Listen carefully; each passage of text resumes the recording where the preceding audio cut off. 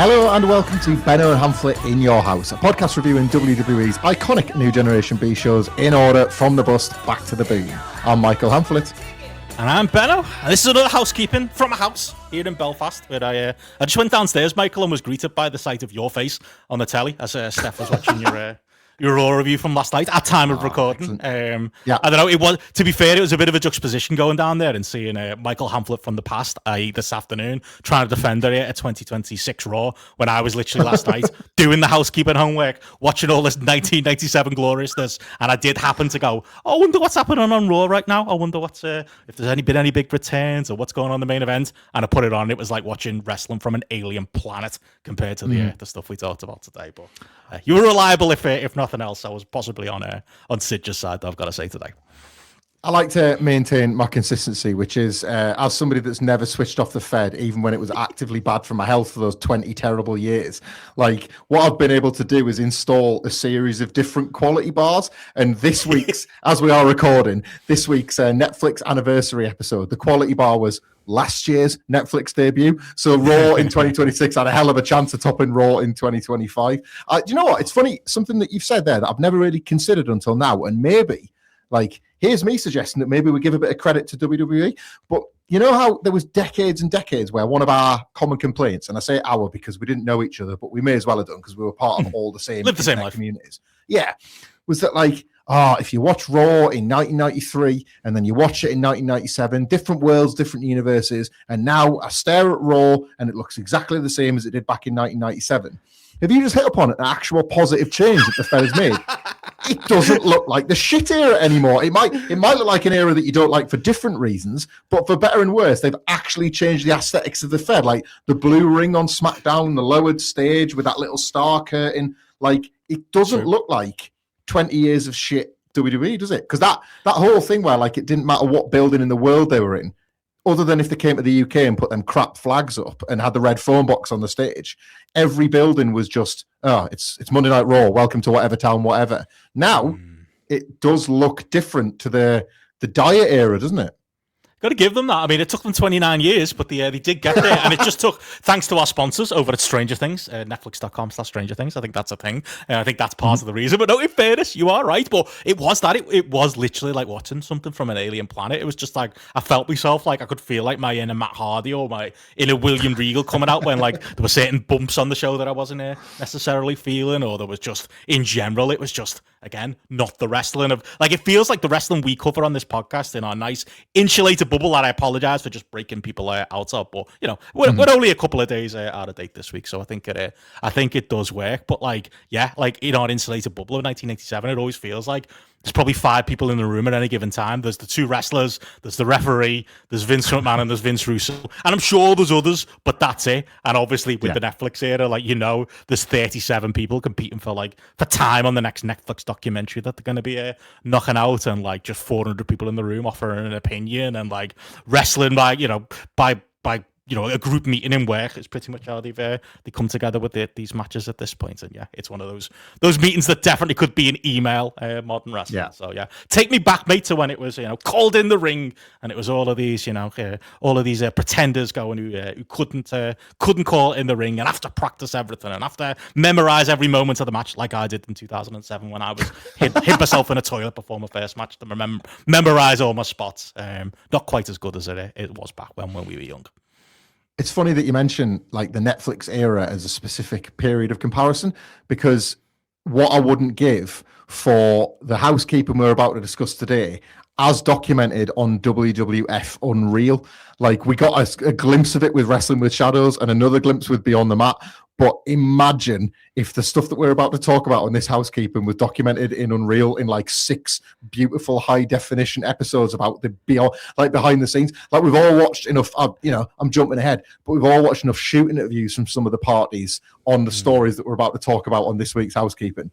But gloriously produced Netflix documentary footage of what exactly was happening backstage at a 1997 Raw. Like I'd give anything for that. It's the stuff where, hint, hypothetically, if WWE Vault happened to have anything kicking around, just drop it. Like, I mean, I'm sure that by the sounds of our voice, something is like, this is it. I'm sure if we say something 2 weeks later, it's not magically going to appear on WWE Vault. That would never happen. On our timeline? So, no, sure. So if you happen to have any 1997 behind the scenes kicking around, like, I'm just putting it out there that, like, it'd be amazing if that magically appeared on the Vault, wouldn't it? But they're mocking us, Benno. They're mocking us. Honestly, when the Robo popped up the other week, I was like, I know you're out there, Mr. Vault Man. It wasn't only that, though, is it? Like, I think they just put up a channel in Stone Cold Steve Austin following his rise from 1996 to 1997 into 1998. I don't know who else is doing that round here, but I don't know. Maybe I'm just that's all this podcast has ever been. It's an audition for us to get on the WWE Vault, and then we promptly cancelled. Probably by something I said, but yeah, it's good to have a brother in arms there. If it's a coincidence, it feels like a pretty big coincidence, mate. I'm almost certain it's a grapple person, or it's more likely a what culture person out there, or maybe somebody knocking around in our Discord like you are these days. But I wouldn't mind, right? It's just I wish they'd do it in front of our timeline rather than behind it, because I'm going through the process when we're doing the housekeepings, especially of looking for like individual YouTube videos of segments, and then 3 weeks after we've recorded, somebody's made a beautifully polished and packaged Vault version in upscaled HD with chapter points. It's like, that would have saved me about an hour's admin. That can be our 2026, I don't know, not resolution, but thing that we're asking for. It's that, isn't it? It's the extra bits. It's the, we're out here in the muck, aren't we, mate? Going through Daily Motion, looking for free-for-all links for these in your houses, trying to find them there, and getting 10 minutes that somebody's uploaded and not uploaded the rest of it. I mean, I feel like a solid could be done there, couldn't it? And pull some of that that stuff out. Netflix is taking on the back catalogue now, isn't it? In America, we've been told, I think, at a time of recording this week. So, add that to it. A couple of free-for-alls to go with in your houses. You want to do it. Well, what I'll do is this feels like a worthwhile point to say that, like, even for me and you, we'll try and keep our like pre-show small talk to a minimum because of how long this one's going to go. But for people following along, we tried to like document basically a few weeks of Raw, as we always do, that like adjoin the two in your houses. So we're going from a cold day in hell to Canadian Stampede. But yet again, we find ourselves in the housekeeping with so much going on television that it kind of becomes a review within a review. So basically, it's a bit of a crapshoot at the moment, isn't it? Finding these Raws on Netflix or Daily Motion or whatever. Some are there, some are not, whatever. And we can only hope that like the Vault and the YouTube channel and Netflix are simpatico and they keep getting these things up there. But what we'll do today, we'll go through the dates of the various things we're covering, because I think this is, I mean, we were talking about it before we went on air. Watching these, I can honestly say, like, has been just a joy that even I wasn't expecting.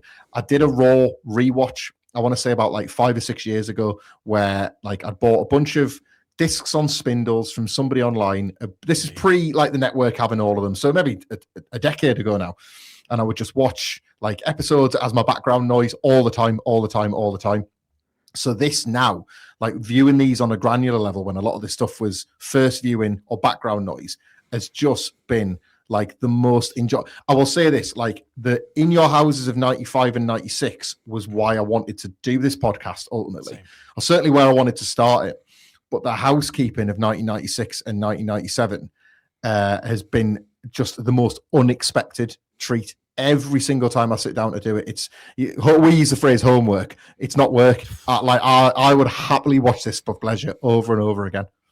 Honestly, housekeeping needs a new name at this point for it, because it has become like it's a labor of love at this point. And again, you deserve all the credit, mate, for pulling all the links together and pulling us through like these timelines as we go. But like, there's just something magic about this period. Like you joked there about the WWE Vault. Like if we were asking for extras in 95 and 96, we'd be asking for like Undertaker doing a casket match against Cameron Mustafa in front of a tired crowd that aren't popping for anything, or Steve Austin and Shawn Michaels coming out and they're not even bothering to put the wrist tape on for those matches at the end of the show. So you can still get some of that, and I'd still like to see it, don't get me wrong. But like what I want to see now is like I say, it's more of this. It's more of what was going on in 1997. It's extra bits from the Shotgun Saturday nights when you see the little clips of it as we go through these Raws. It is just, I said that I think on the last grapple, like we did, me and Matty, like there's something about this period that's just imprinted on my brain. And I think maybe the key to it is it's when my family had Sky, because like when we were, we had Sky for a little bit when we always talk about, my dad must have been doing well, must have got a bonus from work or something like that. So I was watching,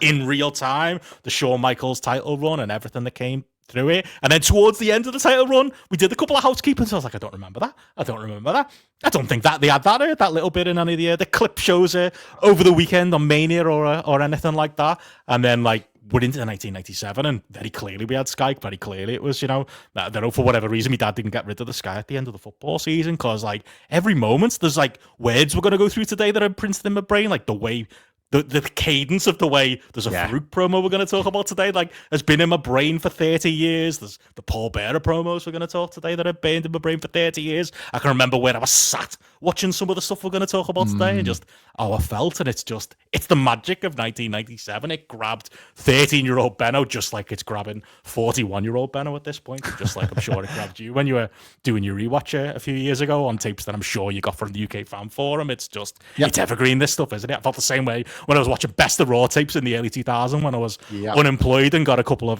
those tapes from like the local charity shop. Like there's just something about it that just takes me back to such a happy time and place.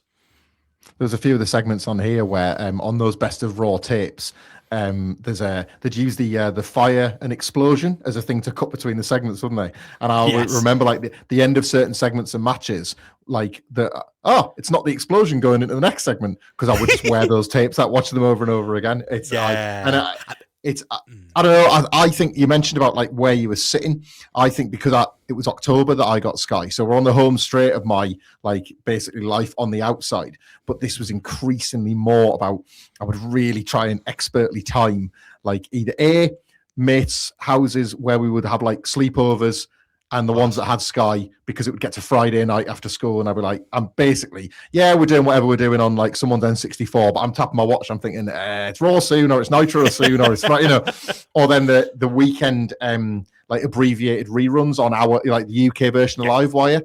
I'd again know when that was on from the TV guide, so to be round at like a lad called Sam, who I've mentioned before. Like, I'd want to be around his house at the Livewire time, just because like hopefully his mom's not in the living room and we can have the telly and stick Sky One on. What's on Sky One? Oh, it's like, should we just watch this before we go out? Like, that kind of thing. I did that before. That was the Holy Trinity, wasn't it? As having that, but also the mate with the N64. Like I remember my cousins were the first ones, and you had the N64, and they had the WCW versus NWO World Tour on there as well. And it was just like, hang on, I'd just turn up like one afternoon and just be like, you all right? How's it going? Sit there and comfortably on the couch, and it's like, oh, you got that WCW wrestling game, don't you, on the N64 there? I'm pretty sure, as I remember, I think you've got 4 pads, haven't you? And 1, 2, 3. There's 4 of us here. You go through that and like add on to that, they've got the Skybox as well, and extra points for having Sky versus cable, because it was always that little bit better, wasn't it? In the 90s, you had a friend for life, or at least you did in young Benno and Hamflett. Absolutely.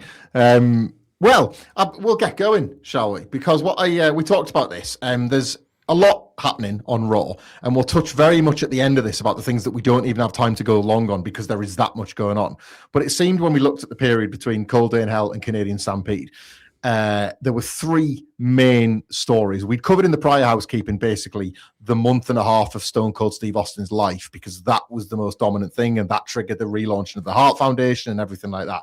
But over the summer, what we kind of came to see was WWE actually doing, I would say, an underrated job in 1997 of overlapping a few of the storylines. The Cold Day in Hell main event we talked about at the time the pay-per-view went off the air with Austin chasing the Hearts to the back and The Undertaker kind of chasing everybody. He'd been stunned by Stone Cold Steve Austin. He'd been beaten up by the Hearts. And it's like, that's interesting. They've kind of dragged The Undertaker into this. He'd be pulled away from the Hearts into his next TV feud, but the feud that he'd work would also overlap with another pretty significant story that was going on in WWE at the time. So the best way we thought to do this was to split them up into 3, and we'll recap them. So we're going to start, Benno, with one of our favorites in Ahmed Johnson. Or are we? Because we're going to start on May the 12th with an interview, not with Ahmed, but with Farouk of the Nation of Domination. He was successful over Ahmed Johnson the night before at Cold Day in Hell.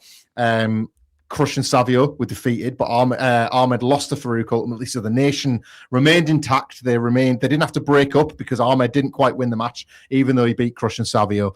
And ultimately, this win for Farouk has basically made him number one contender at the WWF title. Again, that's relatively consistent with WWF at this time. Austin beats Brett at Revenge of the Taker, so he gets a title shot. Farouk wins the gauntlet match against Ahmed, so he gets a title shot. And there's no pre-existing feud. There's simply, oh, you're the best one right now. You're the front. It's almost the rankings of AEW in the early days, isn't it? You've won the biggest matches. You get the title shot. Yeah, I miss him every day. So Farouk's out anyway, and kind of unexpectedly accuses the WWF of racism and vows to be the first WWF champion who's black. He's not like grateful for his title shot or anything. He's right in Vince McMahon's face and saying, well, frankly, mate, it's about time. He's out alone. There's no Crush or Savio with him. This will be a sign of things to come. And he actually puts Ahmed Johnson over for doing a good job against the nation. You weren't good enough to beat me. It's tough, but you did a good job last night. And that'll come to matter as kind of all the pieces start to slot together. Farouk says, anyway, enough with Ahmed Johnson. It's time for me to win the belt. Hey, Vince, when was there a Black World Champion? And Vince has to very awkwardly say, well, never. And Farouk says, well, that's interesting because you've had Ahmed Johnson hold the Intercontinental title. You've had Bobo Brazil hold the US title. In fact, Ahmed Johnson, he's pretty tough. When was the last time he got a shot at the world title? And Vince is again stuttering and stammering. And Farouk's like, exactly. That's right. Never. Not even Ahmed Johnson.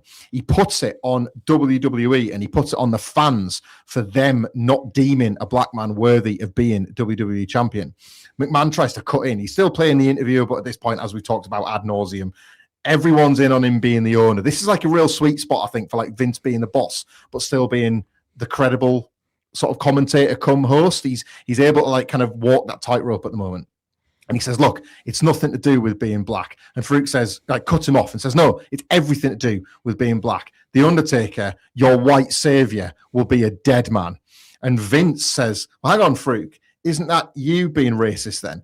And Farouk says, no, like, don't get this twisted. There's going to be right now, like, little black children watching this show that are going to be backing me. They're wanting me to win the title, Vince, and I'll win that belt by any means necessary. This is a fucking dynamite promo to kick off this feud with The Undertaker. Like, kind of out of nowhere, considering that Farouk's been feuding with Ahmed for his entire WWF career. And even in wrapping the feud up with Ahmed, he puts him over massively. That is, of course, to foreshadow things to come. But in terms of tying a bow on one thing to set his path to the title, phenomenal from Ron Simmons here. Which is funny because I said before about having like an eidetic memory of everything that happened in 1987. Memory can be fallible too, because what my memory is like, why did Ahmed Johnson join the Nation Domination? That came out of nowhere. It didn't fucking come out of nowhere. No. It came out of like these layered like promos. And I remember the promos too. I was probably just too stupid to put it all together and to work out the subtext of it. But like you say that there, like that was my first thought last night. Have you ever seen Ron Simmons cut a better promo than this? Like he's another one. Like there's so many people. Mankind's another big example of it that get given a shit gimmick by WWF in 1996 into 1997 and there are ones who don't make it work and there are ones who do, like Mankind, or arguably here in like a completely unrecognizable. Imagine the kids who are watching this who haven't gone back and watched it in your houses, who are only familiar with like that guy who said damn on WWF TV in the 2010s when he'd do like, you know, the odd cameo appearance in there. Like I can't remember ever seeing him like this motivated or this into a promo he's delivering. It's like, it's too good, to be honest. Like the subject, obviously too sensitive for wrestling telly in 1997, especially like you said there with Vince McMahon being the one on the other side trying to defend the company against racism. But like, this is proper, like it's grown up stuff, and you can tell, you know, despite the silliness around it and despite the contradictions that surround it there, like the nugget of truth that is there for all to see. Like the real life Ron Simmons is clearly just into it and clearly believes it, and you know, it bleeds into his character and his performance here. He's untouchable here on the microphone. It's unbelievably good, and I didn't remember it being that good. So he's laid the groundwork out, and obviously the Undertaker, which we will get to later on in this podcast, does have some like things to address. But we're actually going to go to the May the 19th Raw, the following week, 7 days later. Ahmed Johnson's back, and he's in the locker room, and he's actually asked about Farouk and his promo last week. And Ahmed says, And they've used the commentators actually load the question because they say, "How did you feel about Farouk playing the race card?" And that becomes like the kind of the key phrase that's used, as you say, that if anything sums up Very the 90s. contradictions in this storyline. It's very 90s. It's a bunch of like white authority figures speaking and trying to correct, like, obviously Farouk and everything he's saying and everything he's asserting about the world title picture. And Ahmed says, "I'll be honest, like, again, this from Ahmed Johnson, like, I didn't want you to come to me with that question, but, you know, you've asked me, so I'll answer it. I'll tell you the truth. Everybody knows how I feel about Farouk, but what he said was true." And you can almost like hear the shock in Vince's voice, and Ahmed cuts back in before he can be interrupted. "I want to know, when has there ever been a black man that's been able to get a shot at the title?" And then Vince says, "Well, there's been plenty of challenges, but there's never been a winner." And Ahmed again cuts in, "And I wonder why." And like stops you dead in your tracks. And he's like, but then he goes, "But I'm not going to go there. I'm not a racist. I'm not ignorant. I like everybody, and everybody likes me because I stand up for what I believe in. Farouk's not going to be the first black world champion because I am." And the mad thing about this that I think is like an accident, but like kind of the happiest one, as if to illustrate the point, as Ahmed is trying to illustrate why he wants to be the first black world champion, the promo is literally being played off with the music for a commercial break.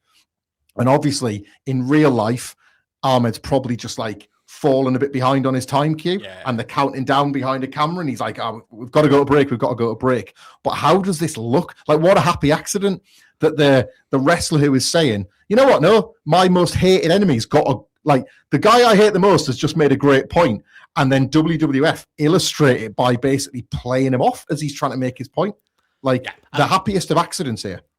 And that kayfabe versus reality is also part of this, in that, like, because it's 1997, you can read between the lines. Because, like, if you purely look on it from a kayfabe point of view, it's like, oh yeah, I guess the company isn't bad because they just put all these wrestlers in these positions, and they were just all so crap that none of them could win. But it relies on you understanding the reality of, and they chose not to have any of them to win, but because they were black, like, there's that, again, that level of truth to it. But it's that perfect juxtaposition, isn't it? That, like, while Farouk is saying things that are absolutely categorically true, as Ahmed points out, he's also a racist. He'll say something horrible about white people, or he'll say something horrible about Savio Vega in a future promo coming up. Like, there's all these other reasons he's wrong. But Ahmed will go, "I agree with that because I'm the righteous babyface. However, I'm not going to take it that far because I'm not a racist." And like gives like the other sides of the coin there. But like the nugget is there, the seed is there, ready for later on in the story. And it's so layered. I almost don't want to give them the credit for it. It's like, do they know what they're fucking doing here? Because it's perfect. It really is. It's perfect casting of both, and a perfect route to obviously where we get to. Well, so we move next to the June 2nd Raw. This is the go home Raw before the King of the Ring, which we will touch upon as well, obviously, because the King of the Ring is where Farouk will take on the Undertaker for the title, and it's Ahmed Johnson versus Farouk, kind of one last time. It's Farouk lashing out again at Ahmed Johnson, saying he's ready to challenge him, like, "I'm not a racist, and you need to be more on side with my line of thinking. You know, we should be together in this, but I guess I'm going to have to kick your ass again. That this war between us will never be over," kind of thing.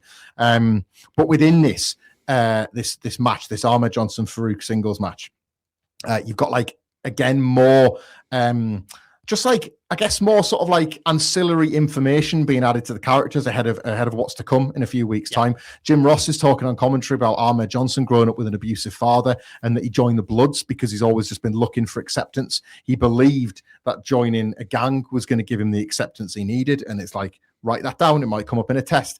And then the Nation, Farouk sends them back to the ramp when they try and attack Ahmed Johnson, with this almost idea that, like, at this point, like, there's almost a little bit of honor to the fight. And, you know, like, Farouk wants to have this straight up singles match ahead of him having this world title match. He's almost trying to prove himself and prove the point. So the Nation are all banished back to the ramp. Ahmed Johnson is just beating the shit out of Farouk, as they always did. The crowd goes absolutely nuts for it. Jim Ross is notably talking a lot about Ron Simmons and his football career. Yet again, a bit like Mick Foley over the last couple of pay-per-views, where they're no longer talking about the missing ear and the broken hand in the piano. They're talking about his deathmatch past. This is the same. They've never mentioned that even since his debut in the Gladiator hat, that Farouk was even Ron Simmons, let alone what Ron Simmons got up to before he decided to form a nation around himself. Ahmed, I've just got to note this really. We're not recapping matches in full very much, but Ahmed hitting a absolutely brutal spine buster on Farouk where he just stands up straight and drops him. It's kind of the opposite of an Arn Anderson one.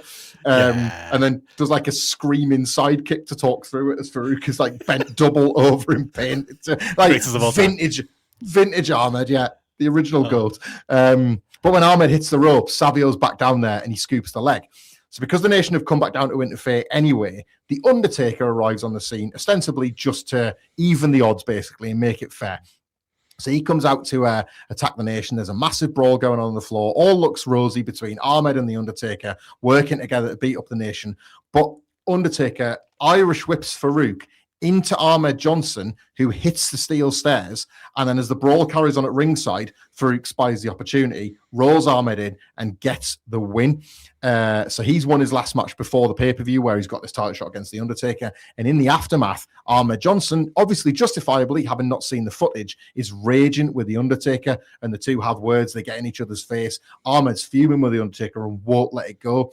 And The Undertaker, as we're going to find out soon in this podcast, has a lot of other things on his mind, kind of blows him off and can't be arsed with Ahmed, and just hits him with a choke slam very dismissively. And then now there's this like renewed tension between the two of them. We've got the King of the Ring coming up next, but yeah, that was the go home angle, I guess, for the title and the direct folding in of Ahmed Johnson into the story.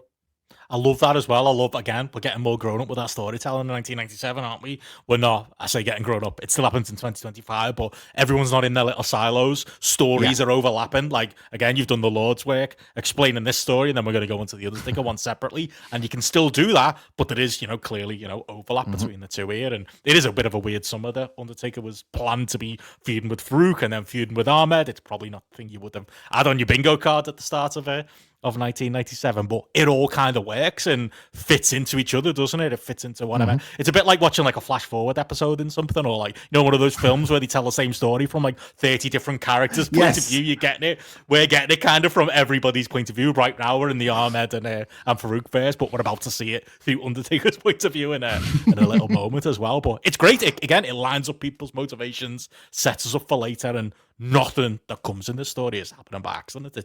It's great stuff. And the only other note I want to note on it as well is just in Ahmed coming out for this match. And again, it's subtle as a hammer to the head, but he's playing like this, becoming a little bit more conflicted kind of a wrestler. He's not quite, as bombastic as he used to be. He's, do we get the shot, don't we, later of him kind of standing there, stoic while when we get to the later match, while the Undertaker's pyro goes off and stuff like that. You get an element of that here on his entrance, but there's still something about him, isn't it? Like, it's got to be said, like, despite being a terrible promo, if we're all being fair, a terrible wrestler, if we're all being fair, there's just something about Ahmed that, like, you can't teach. You literally, like, no, you could go to wrestling school for 50 years and never be good or have it like Ahmed does. And, like, these first throws of him getting a little bit more dialed in and a little bit more serious and even a little bit more angry towards the other baby faces. There's just something so compelling about it, and like something so Ahmed about it.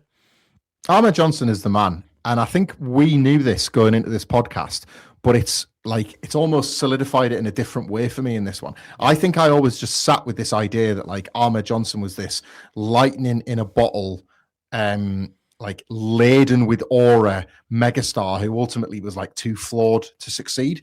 And whilst that is true, a lot of that stuff gets applied to Sid, and Sid did it in more territories over like a longer period of time. But I think you need to talk about them in the exact same breath. Like, having reviewed this with you and gone like, I wouldn't say month by month, because he's not always featured in what we're talking about, but literally every time he has featured, like, he's done a version of stealing the show. I can't remember a time when on a Housekeeping or a pay-per-view review, Ahmed Johnson, when he hasn't been a feature player, hasn't been one of the things we've been most excited about and had the most praise for. And we're not doing it simply with our rose-tinted nostalgic love of him in the 90s. You're watching it and trying to critically analyze it and being like, hang on, the pops are louder than Steve Austin's. Like, the work doesn't necessarily improve, but he almost gets to understand why the damage he does is part of his appeal rather than just clunky and clumsy and all of that. Like, I almost, it makes me feel like a campaign podcaster. Like, I want, like, when who was it, man? Sid got put on Times Square, didn't he? Yeah. For the West Side Gun album launch. Yeah, West Side Gun album launch. There, yeah. It was incredible, right? Like, and Sid has that reputation of a type of figure that would get that sort of like lionized love. And I'm a Sid guy, so I totally get that. Like, Ahmed should be there as well. It's the same. It's the same positives, the same negatives, all the same stuff that you can just watch separate from everything else and just love it. Like, unironically, love it.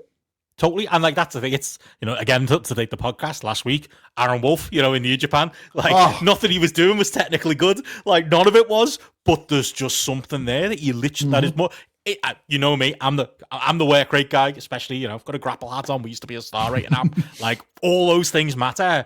But I do agree, often it's the intangibles that matter more. Like I say, Ahmed's not good. I wish he got better. I wish like somebody had really instead of the locker room kind of going, this fucking cunt can't work, we'll just have to stiff him back. I wish they'd gotten through to him and, got him to be just that little bit safer and got him to, work to a more acceptable level, even for 96, 97. Like, and I actually don't think the promos, I don't want them to get better. I like them being unintelligible when he's shouting, but I like them being focused when he kind of sits down there as well. You get the two sides of Ahmed, but none of that matters because he could be as bad as he wants. His promos could be as nonsensical as he wants. When he walks out, there's something there that other people haven't got. And like, that's arguably the most important thing in wrestling. Call it charisma, call it something else. Like, Ahmed has got it in spades, and it's like, it's bursting through the screen on all these shows. To be honest, we compare him to Austin because it's natural, because it's the rise of Austin happening right now.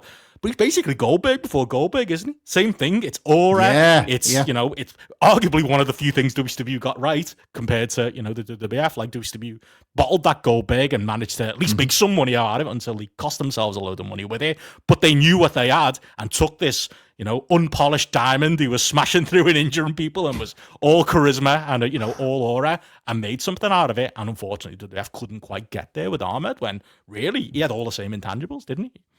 Mm-hmm. No, that's a great, I've never sort of made that comparison. And again, like, I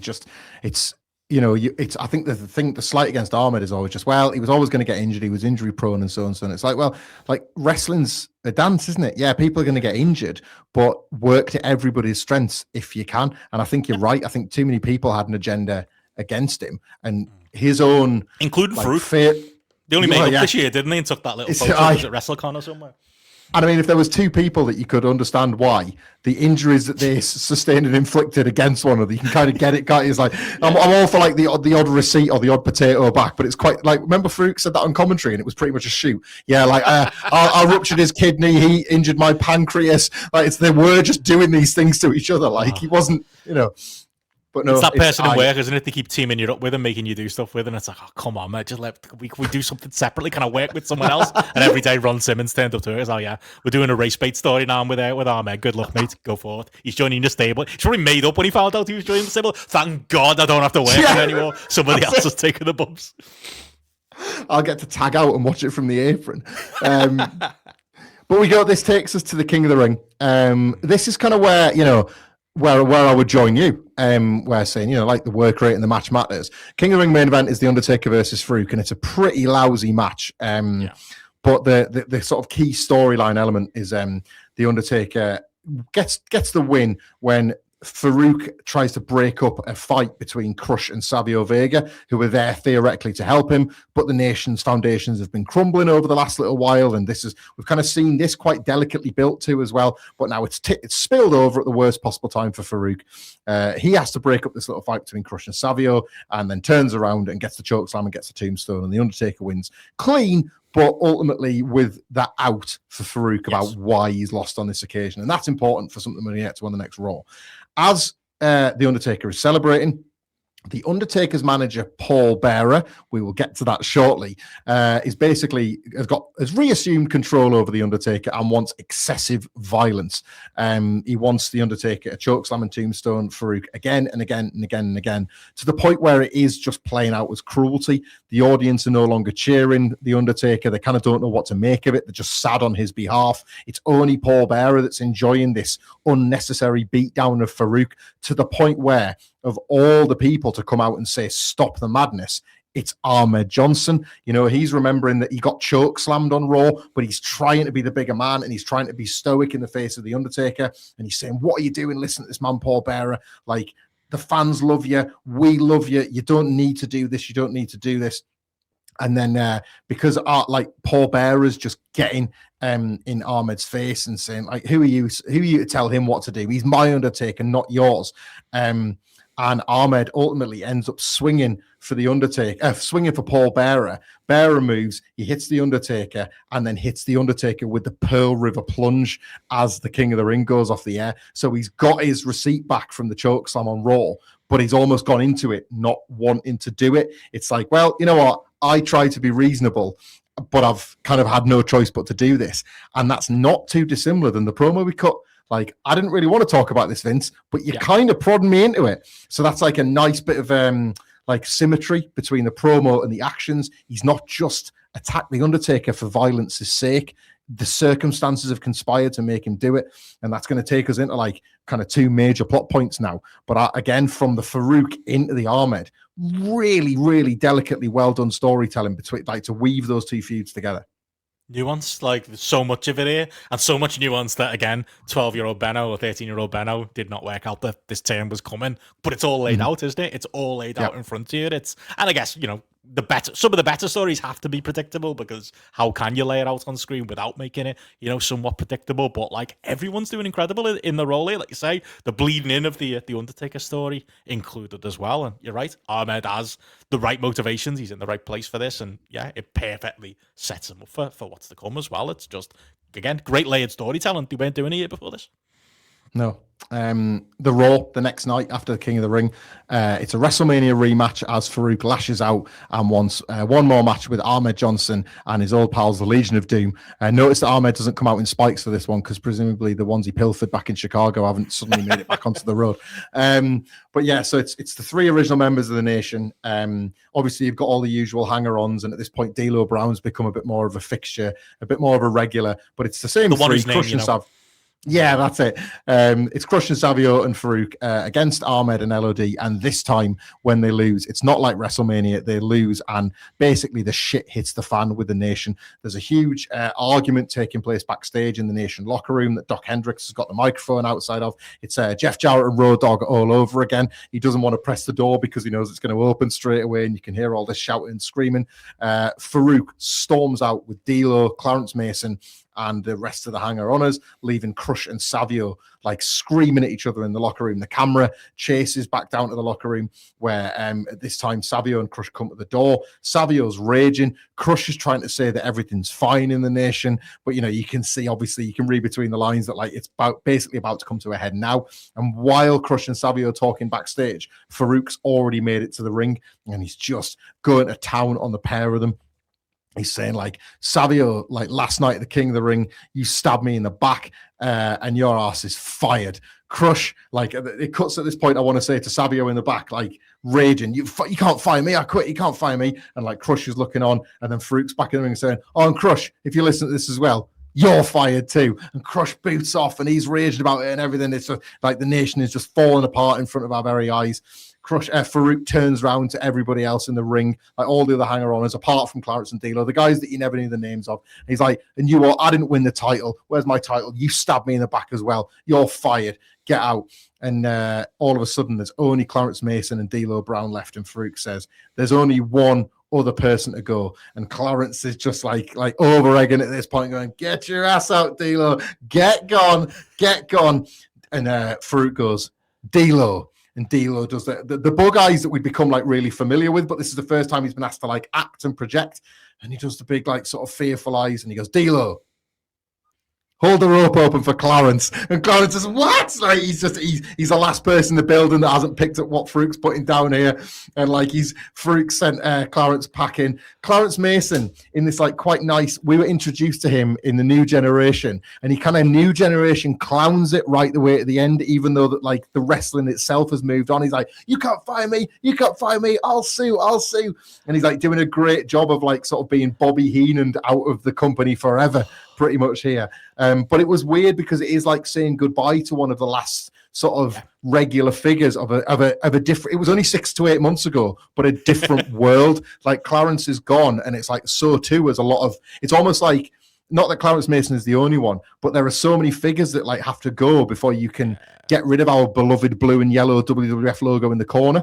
and Clarence Mason is one of them, isn't it? He could never be around when the scratch era is. Those two things don't work. So it's like, it's bye-bye forever, Clarence Mason. And I, like, only in terms of our podcast, I was a little bit like, farewell, mate. Like, thank you for your service, Clarence, that kind of thing, you know? Yeah. And basically Farouk says you're going to see a new nation, more powerful, more loyal. He challenges The Undertaker and Ahmed to be the first victims of the new nation. And Farouk and D'Lo, the last two in the ring, the last surviving members, do the salute together. It's honestly, it's like you said there, that about Clarence. It's almost like Clarence has to go, and then we almost have to have the tough conversations about Brett and Shawn and whether they need to go for us to get where we need to go with the WWF there. But he's the first domino to fall. I like that. It works for the character. But like, this is one of the ones I said at the top of the show. I remember like word for word some of these promos. I'm like, D'Lo, hold the rope for Clarence. Like that was always in my. Maybe it's from the video recaps of like showing it over and over again. I just thinking what a great swerve it was at the time because I had a baby brain and I was barely 13 at the time, but I thought it was genius. I don't think I really 100% knew who D'Lo was at that point. Definitely knew, like you say, who Clarence was, who was, an underrated performer. R.I.P. in peace. Thank you for your service across 96 and 97. Apparently still going. We ended up Wikipedia him last night. I'd forgotten he was a real lawyer. Like, it's like, oh my God, like how great a performer was he for that, for being that, for just being like, we need our own Johnny Cochran, make it him. Like, dare I say it? I think it's fair to say, I've seen him tweet about it before. We need to get a Stokely Hathaway to get him into AEW for them to have a face-to-face at some point that he's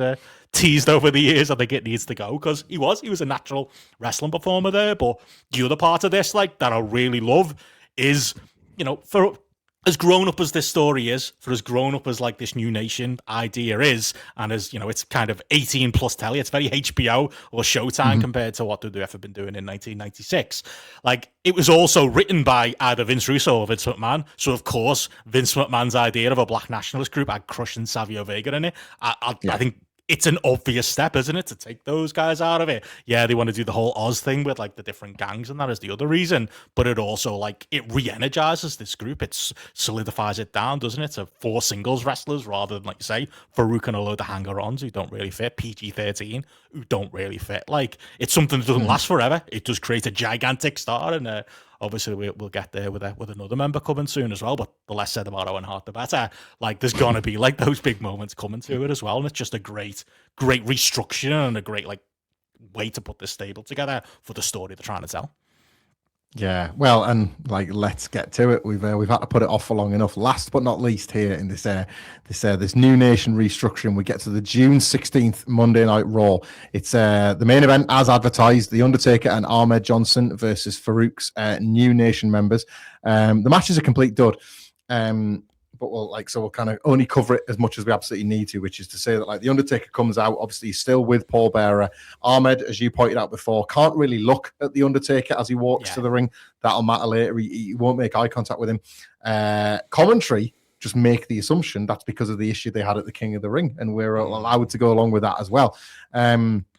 Farouk comes out with D'Lo Brown, and he almost downplays this. I don't know if this was by design, because in our podcast, the last thing we wanted to see was more Karma matches. But Farouk says, "Karma Mustafa, welcome home." And with that, Karma slides in from the crowd as everyone's looking to the ramp, and he attacks the Undertaker to begin the match.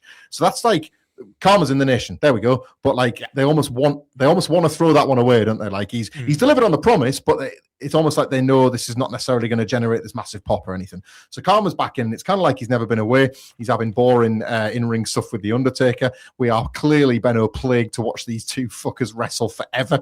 It's like, I've been genuinely enjoying praising the Undertaker, and there's absolutely loads more to come. But it's almost like as soon as he locks up with Karma, I want to just despise him all over again. The match is all about the nation cutting the ring in half. The Undertaker not able to make the tag, and for the commentators to potentially speculate on who the last new nation member is. It's just mental listening to Vince McMahon and Jim Ross speculate on. I've got Mr. Hughes, Butch Reed, Abdullah the Butcher, and the Junkyard Dog as the named wrestlers here, and just listening to this conversation between these two to the backdrop of 1997 Raw is demented, quite honestly, but interesting nonetheless as a bit of a collector's item. As the match is going on, Ahmed Johnson looks like he's there to make a tag for the Undertaker, but he gets distracted by Paul Bearer on the floor, and he goes out to Paul Bearer. He just shoves Paul Bearer hard to the floor, and kind of in the distraction of all of that, Karma hits that like spinning Uranagi. and pins the Undertaker clean. Like, the New Nation have followed through exactly on Farouk said. The WWF champion has just been beaten by a spinning Uranagi. Wow, this New Nation's class then. Like fair play for the commitment on the booking here.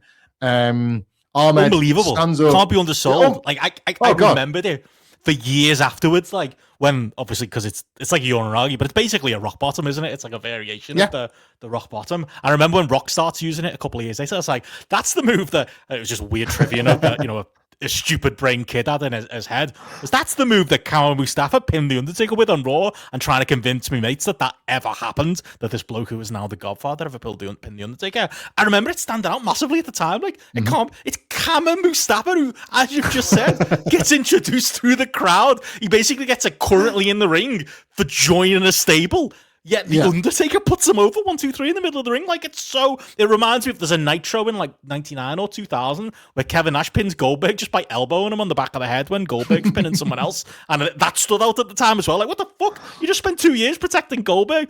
Enough said about me saying they got it right for 2 years. They also got it wrong for 2 years after it as well. But like it stood out in the same way because obviously we weren't in the streak era and, we're talking about today a couple of matches the Undertaker loses, but like, it wasn't 10 a penny, the Undertaker losing. And you can only guess that there's been some game of dominoes backstage or something, hasn't there, with the fucking Bone Street crew, and that's why he's putting over his mate. Like, because he wouldn't have done this for Farouk, I don't think. I don't think he'd do this for Ahmed either, but he's willing to do it for Kama. Like, it stands out, like, just so bizarrely. Like, at least give Farouk, at least give someone worth the shit the win. Like, give D'Lo the win, let him have it. Like, why Kama Mustafa?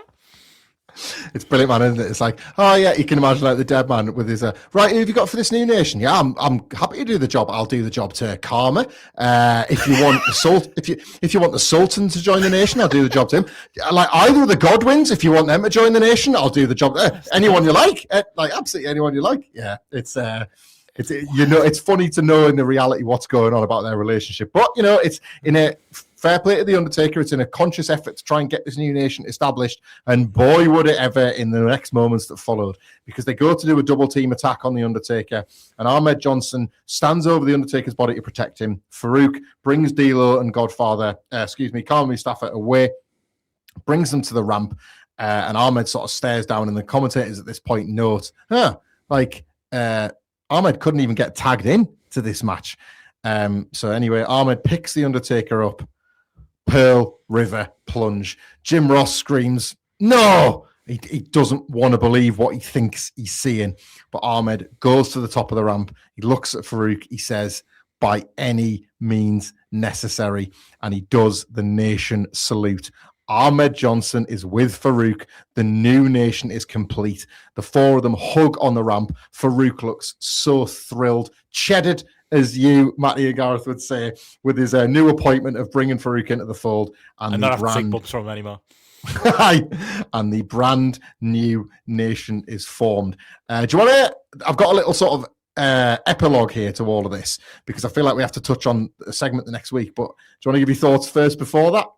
Yeah, I mean, really, it's quite funny to see them hugging on stage. Like, that feels a bit like 90s. That feels a bit odd. I'm not sure it needed the big group hug. But it just looks right, doesn't it? Like, from a booking point of view, like, they've made sense and they've told the story really well. From a broad strokes point of view, from a bird's eye view point of view, I think me and you would argue. I don't know about turning Ahmed. I feel like there's such lightning in the bottle with him as a babyface that he could have carried on for a while and could have done with them on that side of it. You could have imagined him in the main event of the next pay-per-view on the babyface team, perhaps, as well. So he's a bit of a victim, isn't he, to them getting obsessed with this gang wars idea that they're going forwards with. But like, you can't say they haven't made it not make sense, and you can't say it doesn't look good either with Ahmed up there at the side of Farouk. Like, all of it, it works at least in the moment, and for the idea, it's just, as I'm sure you're about to go into, how long it lasts, unfortunately. But it's a good idea in principle. Now, those that already know the Canadian Stampede card might be wondering why, when we're specifically trying to use the housekeepings to bridge the in your houses, why we're bringing up Ahmed Johnson joining the Nation of Domination and Farouk's rivalry with The Undertaker and everything like that. Well, it's because all of this was not just to put Ahmed with Farouk and with the New Nation, but to prep Ahmed to be the next challenger at the Undertaker's title at Canadian Stampede. What could possibly go wrong? The following week on Raw, the New Nation are a foursome together for the first time, and this also breeds the introduction of the Disciples of Apocalypse. This is Crush's motorcycle gang. You know, we're heading into the gang wars. I'm sure we'll talk plenty of that as we sort of go through on this podcast. But the Nation are in the ring. The Disciple of Crush brings out Skull, 8 Ball and Chains for the first time, says they all ride together and everything like that, and we fight together too. So there's a mass 4-on-4 brawl in the ring. The referees, the security, try and break it all up. And Ahmed Johnson gets injured. The first segment with the Nation designed to set up his title match in 2 weeks, and he gets injured again. They've had to change the main event of that Raw. It was going to be Ahmed and Farouk teaming together for the first time against 2 members of the DOA. It ends up having to be Farouk and D'Lo. WWF are informed that Ahmed Johnson is going to need knee surgery. He's going to be pulled from the pay-per-view. Psycho Sid had been in a car accident at this time because he'd been on and off television still, kind of pretty much post-WrestleMania on and off television. So he was their second backup for a title match against The Undertaker at Canadian Stampede. So basically, because Sid was going to fight Vader and Ahmed was going to fight The Undertaker, WWF just thought, right, we've got wrestlers missing everywhere. Let's just put the loose ends together. And they instead program Vader with The Undertaker and use the idea that Vader's still with Paul Bearer and Vader's got this overhanging victory of The Undertaker from the Royal Rumble. So after years at this point of Vader being booted from title matches, he sort of slipped into one backwards because 2 other people have gotten injured. The third in line for the dead man gets his turn. But yeah, so after all of this, we land on Undertaker versus Vader because the only break that Ahmed ever gets is to one of his bones. I was going to say, is there a more like Hamflett pill downgrade than going from Ahmed Johnson to Vader in 1997? Like, I'm devastated just for you, mate, that we don't get it, because this was a little nugget of it I'd forgotten until, like, obviously we went back through this, that, like, it was all done, as we say, for Ahmed to be the challenger of the month for Undertaker, and Lord knows, like, what would have happened if Ahmed had hurt The Undertaker while he was World Heavyweight Champion. So maybe we should be glad we live in a reality where we don't get to that point and we don't get to that match. There's a lot of fake knee injuries knocking around in WWF at this point. Maybe that's what it was. It was just a little COVID. Just pretend you're injured, mate, so we don't have to work this match. But it's devastating. I wanted more Ahmed. I wanted one Ahmed in the black of the Nation and the black rather than the red trunks and that great look and all of it. And then we get glimpses of it, don't we? But like this felt like you were really gonna go with him here as a heel.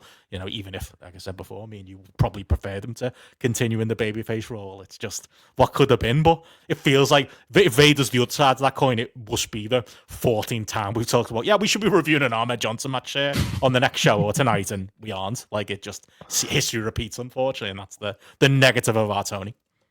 Yeah. So yeah, Vader Undertaker set for Canadian Stampede.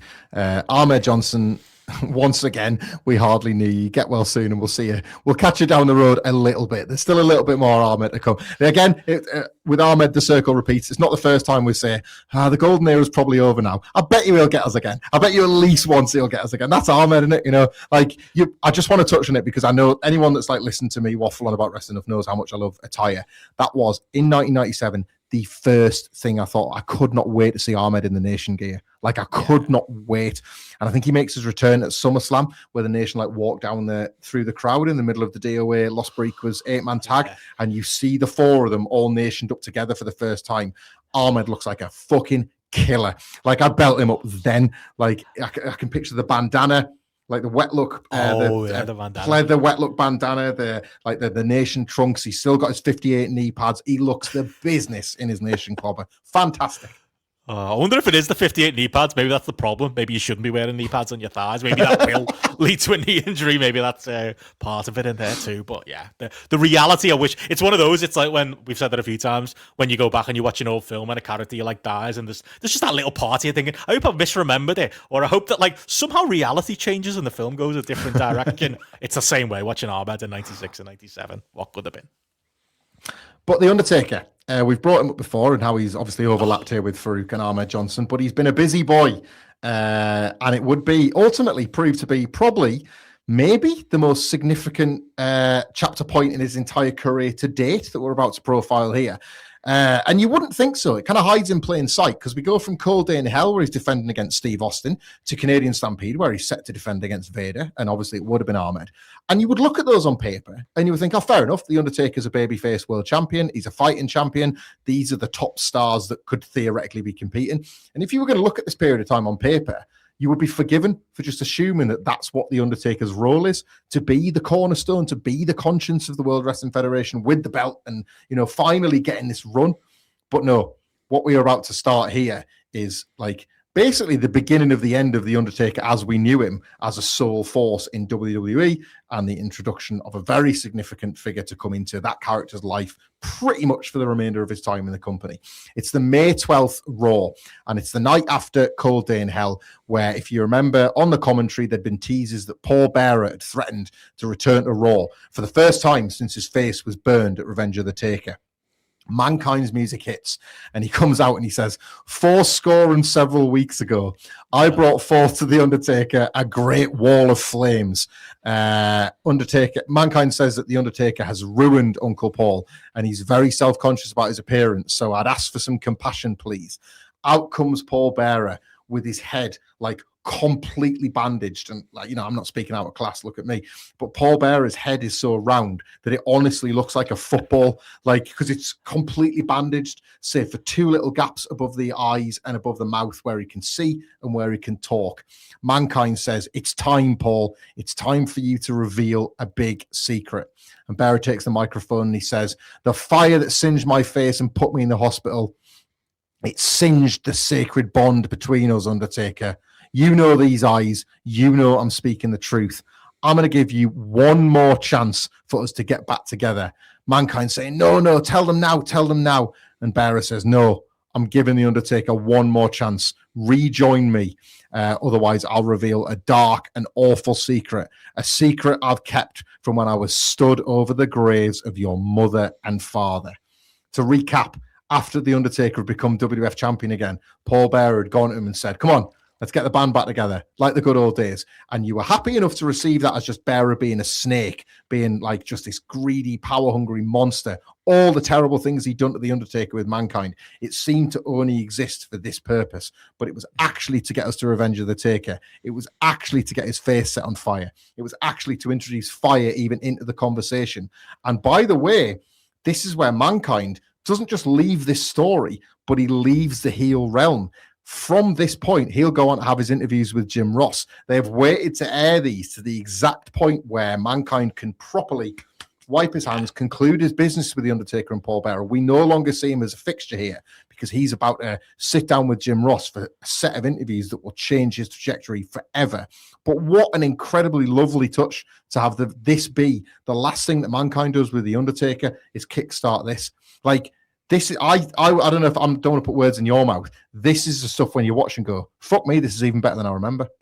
Massively. And it gets another one of those as we're going to get into it. It's one of those stories that it's very soap opera and you could easily rip it apart for that reason because part of you could be like, well, what matches are we actually building here? We're telling episodic stories like we talked about last month with the Hearts and Austin. We're we're a TV show, live with it. And for a TV show for wrestling, I don't think anything could be too broad, but this is fucking incredible stuff, like you said there with Mankind. I love that. I love that little touch of him, being the angel or the devil, whatever you want to call it, on Paul Bearer's shoulder. You don't really have to do this.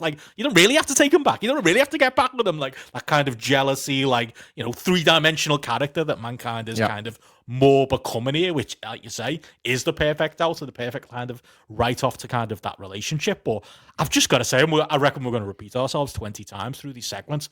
Paul Bearer is fucking world class here. It is unbelievable how good he is. He's, again, we talk about people who get put in characters and you think, some people make it work, some people don't. He was so good that he made Paul Bearer work as a ridiculous character it was, with the stupid black mustache and the dyed black hair. But there's obviously a small box you're in as that Paul Bearer.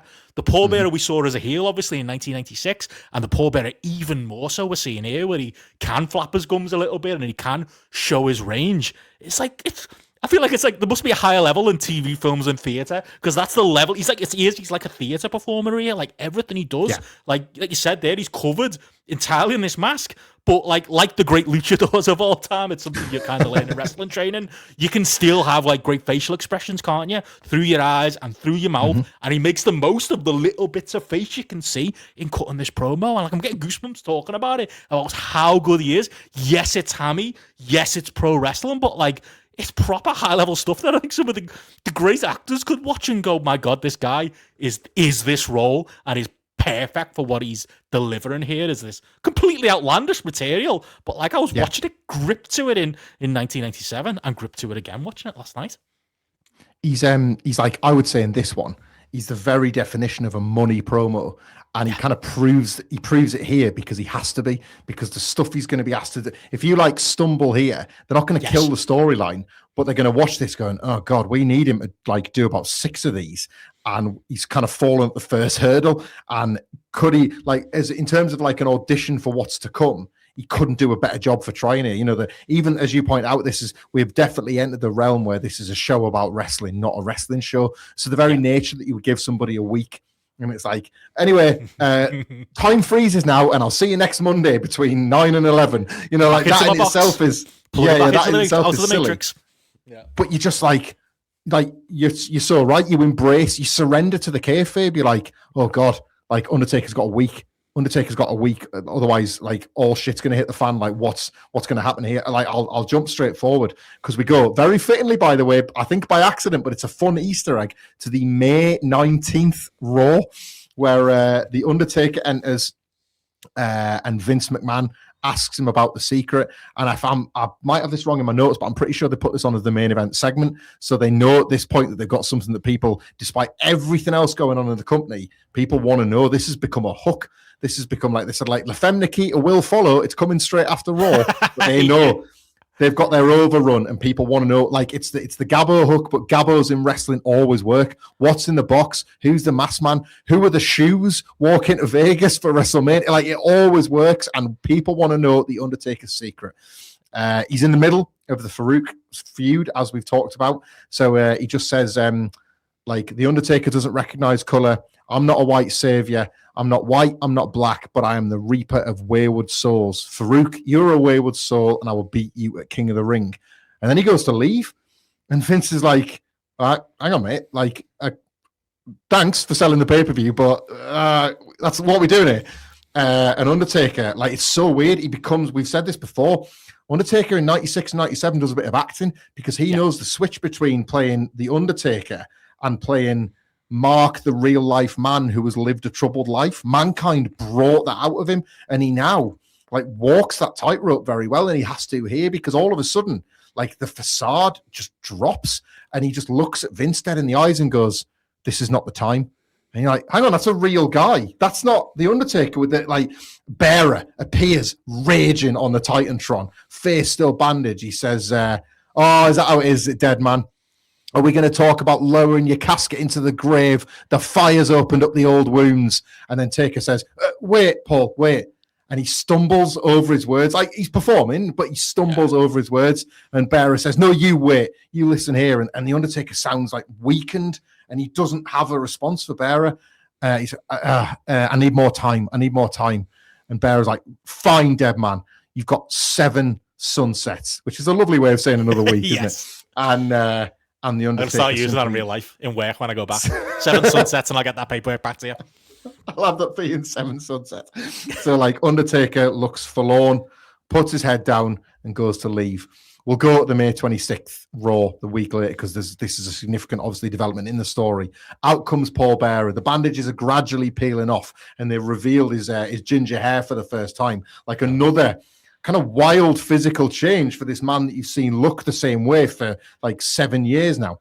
Yeah. No mustache. Vince gets in the ring with him. Vince looks appalled at Paul Bearer for whatever it is that he's doing to torture the Undertaker here. And for what he looks like in real life. Yeah. He's fat and he's got ginger hair. He's not a Vince guy. Yeah. That's like, he's like, what are you looking at that for, McMahon? I've been nothing but fair. It's the Undertaker that hasn't returned to me. Bearer says that he knows that it's been burning inside the Undertaker. since Brother Love brought him to the WWF all those years ago. Oh, what's going on? What the fuck is happening? The past happened. That's unbelievable. Yeah. I remember that, but you never did. This means something. So he says, since Brother Love brought you into there, the reason he brought me too is because I was the one that was close to your whole family. Taker, you know what went on that cold morning, that cold, drizzling morning. Tears rolled down your face as I stood over the graves of your mother and father. There wasn't 2 graves there, dead man. There were 3 graves. Undertaker, sprints to the ring, cuts him off, panicking. And stops him dead, gets right in his face, looks like he might attack him. But then he says, Paul, I hate you with all I am. I loathe you. I despise what you've done to me and what you're forcing me to do tonight. I only hope that the ones that love me, that loved me in the past, will be able to forgive what I must do. And he grabs Paul Bearer by the throat one last time, chokes him to a knee, but then just stops. And Paul Bearer, like a coward, waggles his finger, moves the hand away from his throat, and it's the Undertaker that falls to the knee to salute Paul Bearer as Raw goes off the air. Benno, man, we're talking about the Undertaker, and I got the goosebumps up. Fucking hell! 1987 will do business.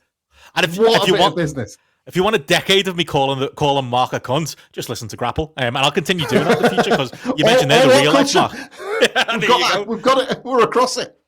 That the real life Mark, the podcaster, is a boring cunt who I don't like. This real life Mark that they're portraying here, though, every bit of empathy for him, despite the silly material. It's again unbelievable stuff. And I think you mentioned that, the fact that the face coverings have kind of stripped apart for Bearer. It worked from a character point of view, almost as a 13-year-old. So, well, I guess he's ginger now because I guess he got it was the flames that made him ginger. And then I think I wanted to ask my mum, is that why I'm ginger? Was there a fire or something like that? It kind of makes sense. Orange, so his hair is orange. Yeah.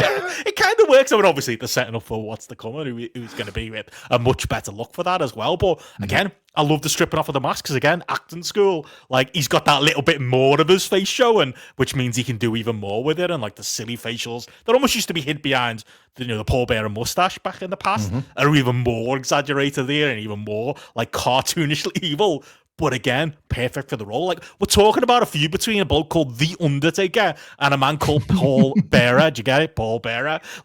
But we're all sucked in, aren't we? And we're all going along with it, and we're going along with the little bits of story that they're putting in here. And maybe the needless Undertaker grabbing him by the throat and teasing he's going to choke slam him is a bit too wrestling, a bit too swear for the sake of swear. But it does add some emphasis to that moment when he does finally take the knee and go in front of him, and his words make sense that he's hoping that people are going to forgive him for doing what he's about to do. That's what he actually meant. It's again for wrestling, for the broad entertainment medium that we watch. This is levels above, as wacky as it is. It's like a great horror film, or it's a great daft play. It's just brilliant stuff. So we get the King of the Ring at this point. Obviously, nobody knows about the secret, and I guess that's the idea. The Undertaker's going to keep that secret locked away by doing what he's doing with Paul Bearer, but Paul Bearer accompanies him to the King of the Ring, where he retains the title. You get the Ahmed Johnson stuff, and again, it's just a further illustration of what the Undertaker stuck with Paul Bearer might look like. The Undertaker has now walked into trouble with Ahmed Johnson. Why? Because he's stuck with Paul Bearer. Paul Bearer is going to lead the Undertaker down any path he wants, and it really does do a good job of highlighting the power that he now holds. And again, it's a nice overlapping with the Nation storyline. But that does take us to the 23rd of June Raw, where, having obviously taken the beating off the Nation, the Undertaker is forced to team with Paul Bearer. There's a segment backstage where the Undertaker's losing his patience with Vader and Paul Bearer, the two of them there, and he's got them both in a choke. And then Bearer says, "Let go, dead man, let go. Remember the fire."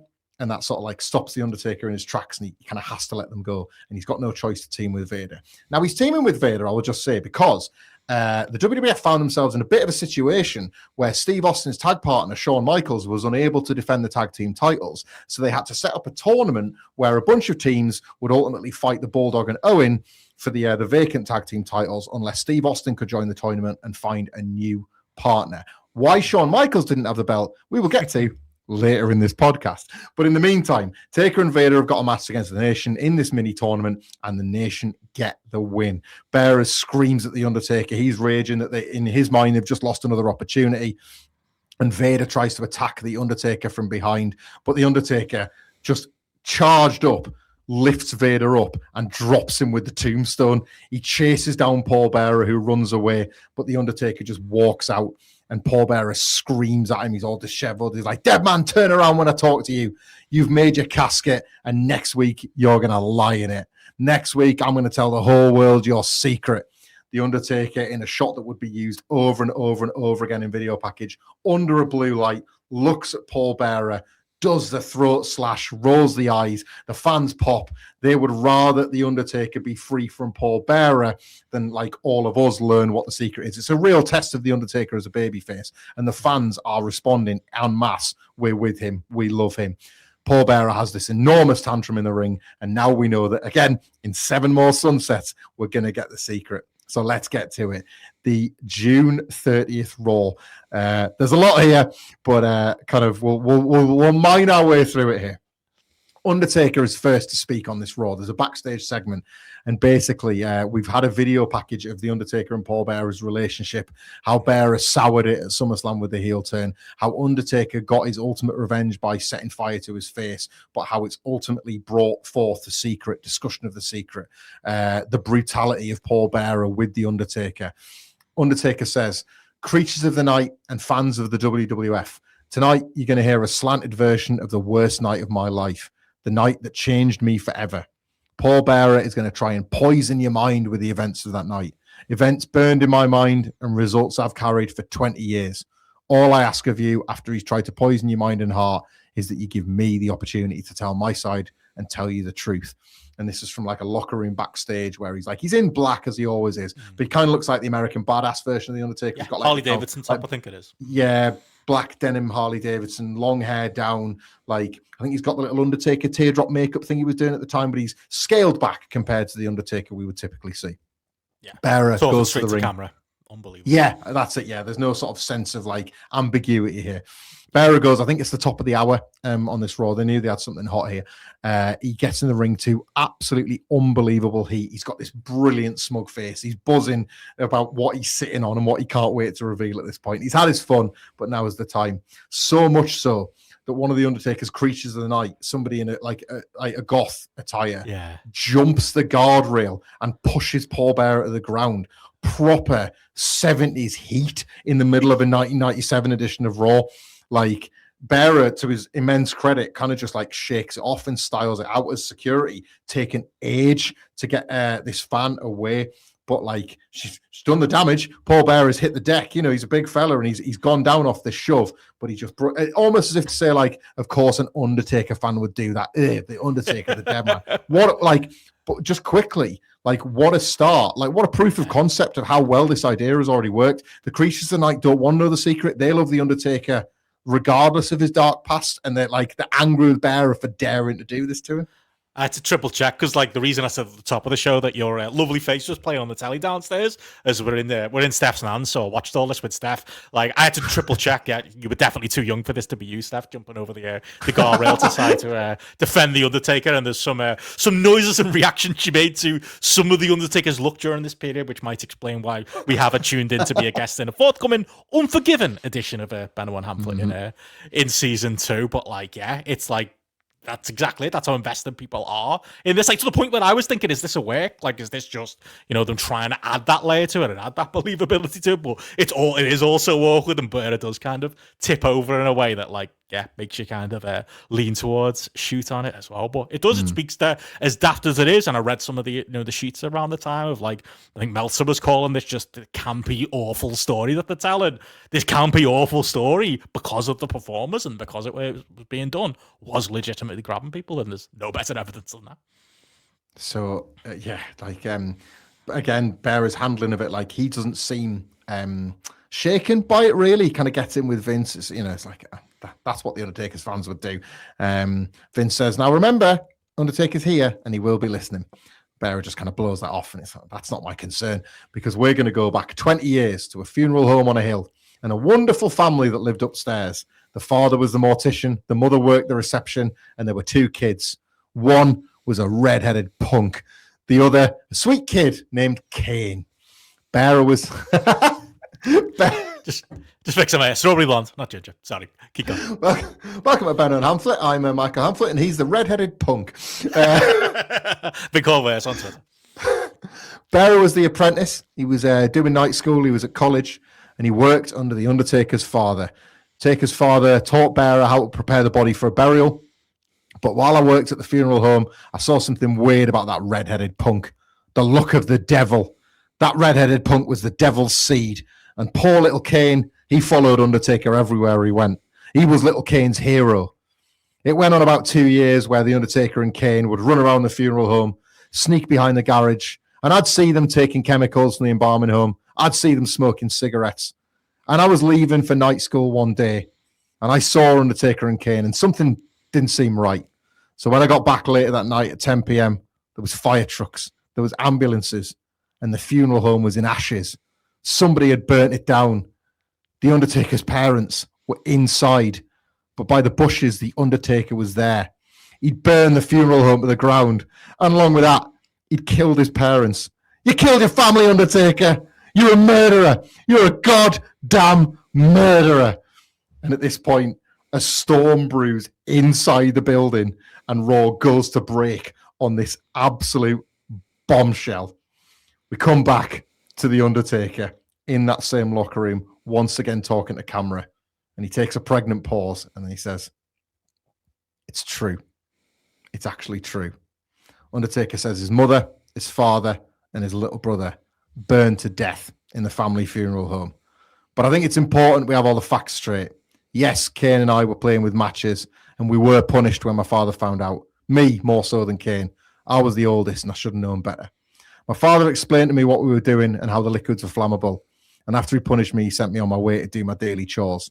And as I was leaving the funeral home, I saw Kane with the liquids in his hands. It never occurred to me what he was going to do, and I thought nothing of it. I live with that fact every day of my life. Kane was my responsibility. He was my little brother. And as I returned to the funeral home from doing my chores, I could hear the sirens and I could see the smoke. Without knowing, I knew. I knew what had happened, and I just ran. I ran as fast as I could. When I got to the funeral home, it was engulfed in flames. I never slowed down for 1 second. I ran right for the front door, but that's when they grabbed me. They wouldn't let me go in. The firefighters held me back, and as I stood there restrained, I watched the home with my mother, my father, and little Kane. I watched it burn to the ground. Like, Undertaker's fighting back tears at this point. Yes, Paul, it's true. I wasn't at the funeral, but you didn't care to explain to anybody why that was. 2 nights before, during the middle of the night, you dragged me to the neighbouring funeral home so I could see my family. Until this very day, the image of my mother laying on that table as you pulled the sheet back and I looked at the burned and charred body, I couldn't breathe. I thought I was going to be sick, but you insisted this small boy in the middle of the night go look at the charred remains of what just 2 days earlier had been his family. It was that day that changed me forever. For me to be able to deal with the death of my family, I had to look at death, had to understand without death there cannot be life. So I've taken it upon myself to walk a path where nobody else chooses to. Hard cut here to Shawn Michaels doing the direction because it was a shot of his hands. And he says, "I draw spirit from the strength of the dead. Spirit from my mother, my father, and my little brother will strike you down, pallbearer, will strike you down." Now, of course, before Canadian Stampede, there is one more enormous development to come. But honestly, if the studio roof wasn't a little bit lower, I would stand up and give this a full 10-minute standing ovation, because over the course of 1996, the Mankind character extracts the human being out of the Undertaker, right?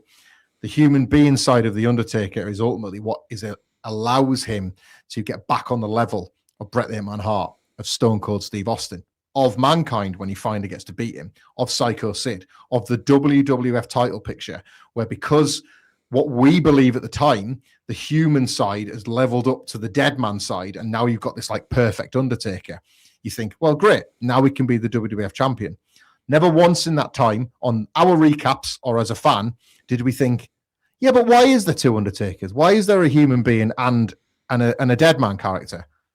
And now in 1997, they've added that third dimension. They have come up with not just obviously an enormous character development to come.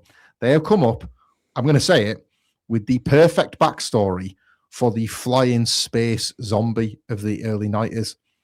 I think in terms of the quality of the promo and the content that the Undertaker needed to get across here, because he wasn't just answering Paul Bearer, he was fleshing out basically that character's entire life in one promo. This might be, to this point, the best promo the Undertaker had ever cut in his entire career. This is quietly, on a show where there are other reveals still to come, one of the most like monumentally important promos in the Undertaker's entire career. 5-star wrestling television. Again, this silly story about a man we're referring to as Undertaker and Paul Bearer makes sense, and the entire story from Paul Bearer's point of view, it's the orator too. The way he's telling that story is so captivating, despite how silly it is. But you can picture it, can't you? Like, as you were retelling the story, I could picture the funeral home. I could picture the garage around the back. I could picture little Kane, which, again, is a great Easter egg for those of it, for all of us who now know what Kane ends up looking like. It's so cool to get that backstory here, and obviously there's the tie-in with Kane being the Undertaker's old name. That was a great little trivia note at the point as well. But knowing that adds a layer to it too. But you can picture it all because the story's told so well from his point of view. And then I can't think of another example in wrestling where you then cut straight to the promo of the other guy, and the Undertaker's telling you the same story, but as with all stories in life, from his point of view, it's quite a different story, and you can believe that, and you can picture that, and you can picture him seeing young Kane. You can picture the relationship between the two small boys, and how he was the older brother and he should have known better, and how dad caught them, and how little brother followed this example. As ridiculous as it all is, it's all very relatable, and it's all for a ridiculous story about supernatural beings, is all grounded in what those stories are. There's no holes there. It's all covered. Probably Paul Bearer, has sat down with a fine-tooth comb and made this all make sense. And I think that's true with anything, isn't it? Like some of the greatest TV shows of all time, I think, like Game of Thrones, which is, it's a ridiculous supernatural concept in some ways, and historically accurate in others. Some would argue, but it's silly at its core, and you can make any genre of storytelling, any subject, make sense, and make sense within the logic of its world, whether it's sci-fi, monster movies, or whatever. And this is the first time they've done that. You picked on something there. Like, I feel like Brian Lee and, Brian Adams, and who's the other Brian's? Brian Clark. All of them are kicking themselves that they don't get the Glenn Jacobs role later on. But what a marked difference between here, we've got a really, in-depth story that explains the backstory of these wrestlers and makes you invested in someone you've not even seen yet, and the Undertaker versus Undertaker stuff that we got, in 1984. It was like, no, the bad Undertaker likes money. There's two of them. I guess there is. That's as much as you needed then. This is so much more nuanced and layered. It makes so much more sense, and is such a better version and realization of that concept. No notes it is. It's the performances. It's the material behind the performances. All of it, goosebumps, and it's the fucking Undertaker we're talking about. It's crazy. You were saying about how you could picture the funeral home and the garage and the car and everything. One for me is that I can picture young Paul Bearer with young Undertaker by the dead mother's body, and all that does is transport you to 1990, 1991. Undertaker looking like 1990, 1991 Undertaker with a big shock of ginger hair, vacant expression, still a young man, but having had awkward teenage years where basically Paul Bearer has kind of been his helper, but also his abusive keeper.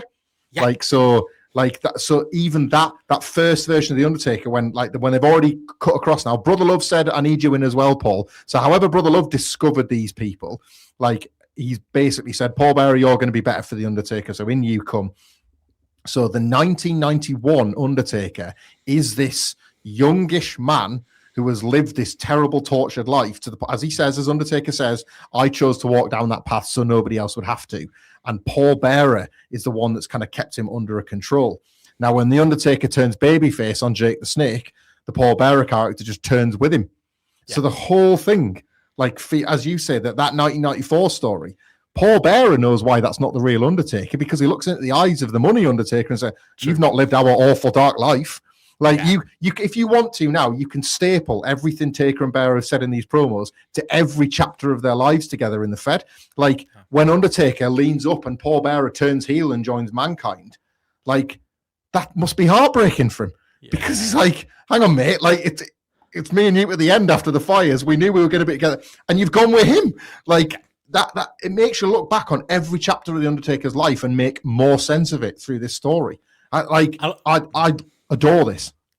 Massively. And it was like, just to add on there, like, it's what you see on the screen is great, but exactly what you've nailed there. It's the fact that it allows your imagination to do that. And like you said, to picture the young Undertaker, to picture how the monster was created, and imagine, if this was like, if it was 2025 and these were films, there'd be a film that would go back in time and show you the origins of Undertaker, and you'd see all this happen. But you can glue that together to yourself, can't you? You can picture, he took advantage, he took over the home, he took over the funeral home. Oh, it also makes sense that, he was actually a pallbearer, but then he eventually, went up in the family and became like this. You can even picture what the mum and dad were like, these lovely, friendly people who had this unfortunate business, but it all made sense, and they took him pallbearer. You can even picture him going to uni, as daft as it is when he says it was 20 years ago he's going to uni. I couldn't help but look it up. He was 42 at the time of these promos, which is fucking terrifying for those of us about to hit that number. But like, you can picture that too. You can picture the young fat man who's filling into this family, and like, your imagination is allowed to go to those places too, and that's what great stories can do as well. So the secret is out. Undertaker versus Vader is set for Canadian Stampede. But God forbid we get to one of the most significant turning points in the story without some fucking rockabilly. Because the end of this same episode of Raw has a Vader rockabilly match that ultimately just turns into a Vader Undertaker brawl. Rockabilly smashes a guitar over Vader straight away, but Vader just beats the shit out of Billy Gunn.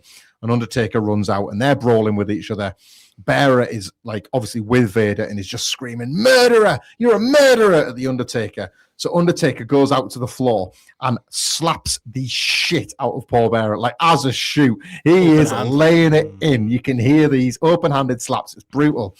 And Undertaker, in like a really like quite clever line, if you think about what he's had to admit to, he's going, "Tell the truth. I'll kill you right now. Tell the truth." So here's this man who's just been accused of being a murderer, actually threatening murder because he's so fuming with Paul Bearer. And then Paul Bearer, like in his panic, while Undertaker's just slapping him over and over again, says, "I am telling the truth. I am telling the truth. Kane told me." And the Undertaker just stops dead. And then Bearer says it again. "Kane told me." Undertaker says, "Liar," and drills him so hard in the face again. And Bearer just repeats it. He goes, "Kane told me. He told me. He's alive. Kane's alive, Undertaker. He's breathing just like everybody else in this room. I swear it's true." And before the Undertaker can properly take it in, Vader attacks him from behind, and Vader and the Undertaker bail, and the Undertaker is left to sort of deal with this news as his go-home moment going into Canadian Stampede. All of this was one Raw, by the way. I couldn't believe, honestly, I was the day years old when I realised that, because I watched all these clips that you helpfully gave to us, and I just assumed it was a week later. Or I didn't really think about the fact that it was the same episode like, again. Or they could have dragged this out another week, couldn't they? They could have dragged this out another 3 months, actually, because it's October by the time we get to the Kane reveal, but more on that on future housekeepings. But like, it's that extra element as well. We didn't even mention it when we, the two versions of events. Paul Bearer at no point talks about Kane like he's dead. Like, and the Undertaker talks about there being three graves, and he does that. But he's careful when he says who's dead to say the mum and dad, and doesn't say Kane. Whereas Undertaker talks about it like, well, Kane's dead, obviously, he's gone. Anyway, move, and tells the rest of the story. Like, they left it open for that here, and it's because again, Undertaker's actions totally believable and plausible and understandable with the way you can tell, a William Moody, a Paul Bearer is going to tell him to stiff him, isn't he? Just properly hit me, brother. Just go for it, because it feels like proper hits, but it's cathartic too, because everything this fucking villain has done over these last weeks, you do want to see him get slapped around a little bit, don't you? You do know he believes it, and of course, like, he's got out, like, it's the two things that he kind of uses now for the next couple of months, isn't it? Every time he punts an Undertaker, murderer, just pointing at him. It's almost like it's again like a Game of Thrones or something like that, and he's trying to get like the crowd to like shout at him and call him murderer as he goes off to be executed or something like that. That line's great, and the Kane's alive, also iconic, the way he delivers that too, and the glee with which he's made up that he's getting to tell him. It's brilliant stuff. It is actually almost a shame that it all happens so clustered together in time, because they dragged it out a bit. Don't get me wrong with the reveal, but they probably could have dragged it out even longer. But yeah, perfect, like, execution of a concept here. It's just great storytelling, and in wrestling of all things. That's it. So, well, as I've said a couple of times in this podcast, housekeeping exists to bridge from cold day in hell to Canadian Stampede, and we've got our world title match for Canadian Stampede, Benno. So surely that's probably the main event, right, of Canadian Stampede. You know what? There's a 10-man. It's a multi-man. It's probably not a big match, but why don't we have a look at how we arrived at the multi-man Heart Foundation Canadian Stampede 10-man tag? And let's start every housekeeping, as I believe we should always start housekeeping with Shawn Michaels. The boy toy is back because Bret the Hitman Hart on the May 12th edition of Raw says he has a surprise for HBK. He's still in his wheelchair at this point. He tells the crowd to shut up and he pops himself. All the Hearts are surrounding Bret in the wheelchair. The Bulldogs shooting people with Bret's crutch.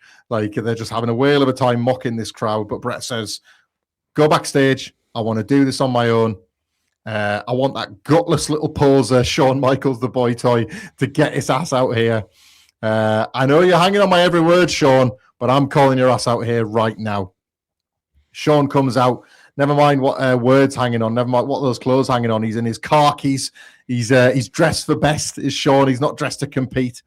Bret's they're playing Sexy Boy. Bret says, cut the music. It's hurting my ears. And he takes the mic. And we're going to theoretically hear what Bret's big surprise is. He goes, Shawn Michaels, boy toy. There was a time where I couldn't stand you. Now I look at you and I hate your guts. The reason, to list all the reasons, the biggest reason is, and Shawn at this point takes his jacket off, so Bret gets diverted and he says, yeah, you take your jacket off. It symbolizes something to me, Shawn. You're hot, you're cold, you're hot, you're cold. And that's the story of your whole career. And I was like, yeah, that's not a bad improv from you, Bret, but I've got a feeling you need to get to the point of this promo, mate. And he says, the way you dance, you have this attitude, this cockiness. That's what all these Americans symbolize and represent.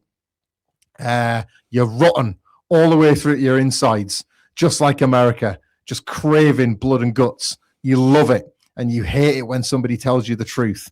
America's rotting like ancient Rome, controlled by scum just like you, Shawn Michaels. Shawn Michaels, boy toy. You ripped me off for the World Wrestling Federation Championship belt at WrestleMania 12. And all of these people, they stood by and let it go. Shawn didn't face me like a man. You were posing for girly magazines, dancing around, kissing all the girls, getting tattoos, getting your navel pierced, shaking your ass, making yourself a horse's ass. You're a self-professed degenerate. I have to point out at this point, Bret Hart is stumbling, bumbling all over this entire promo. Love the man, but it's relevant to this one in particular, but he is having a mare here. He's getting all these words out, but he's getting every scenic route before he gets there.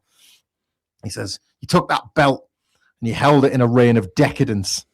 And you know, the biggest thing that bothers me is that you didn't even have the guts to face me at this year's WrestleMania. There's a Hitman Sucks chant that breaks out at this point.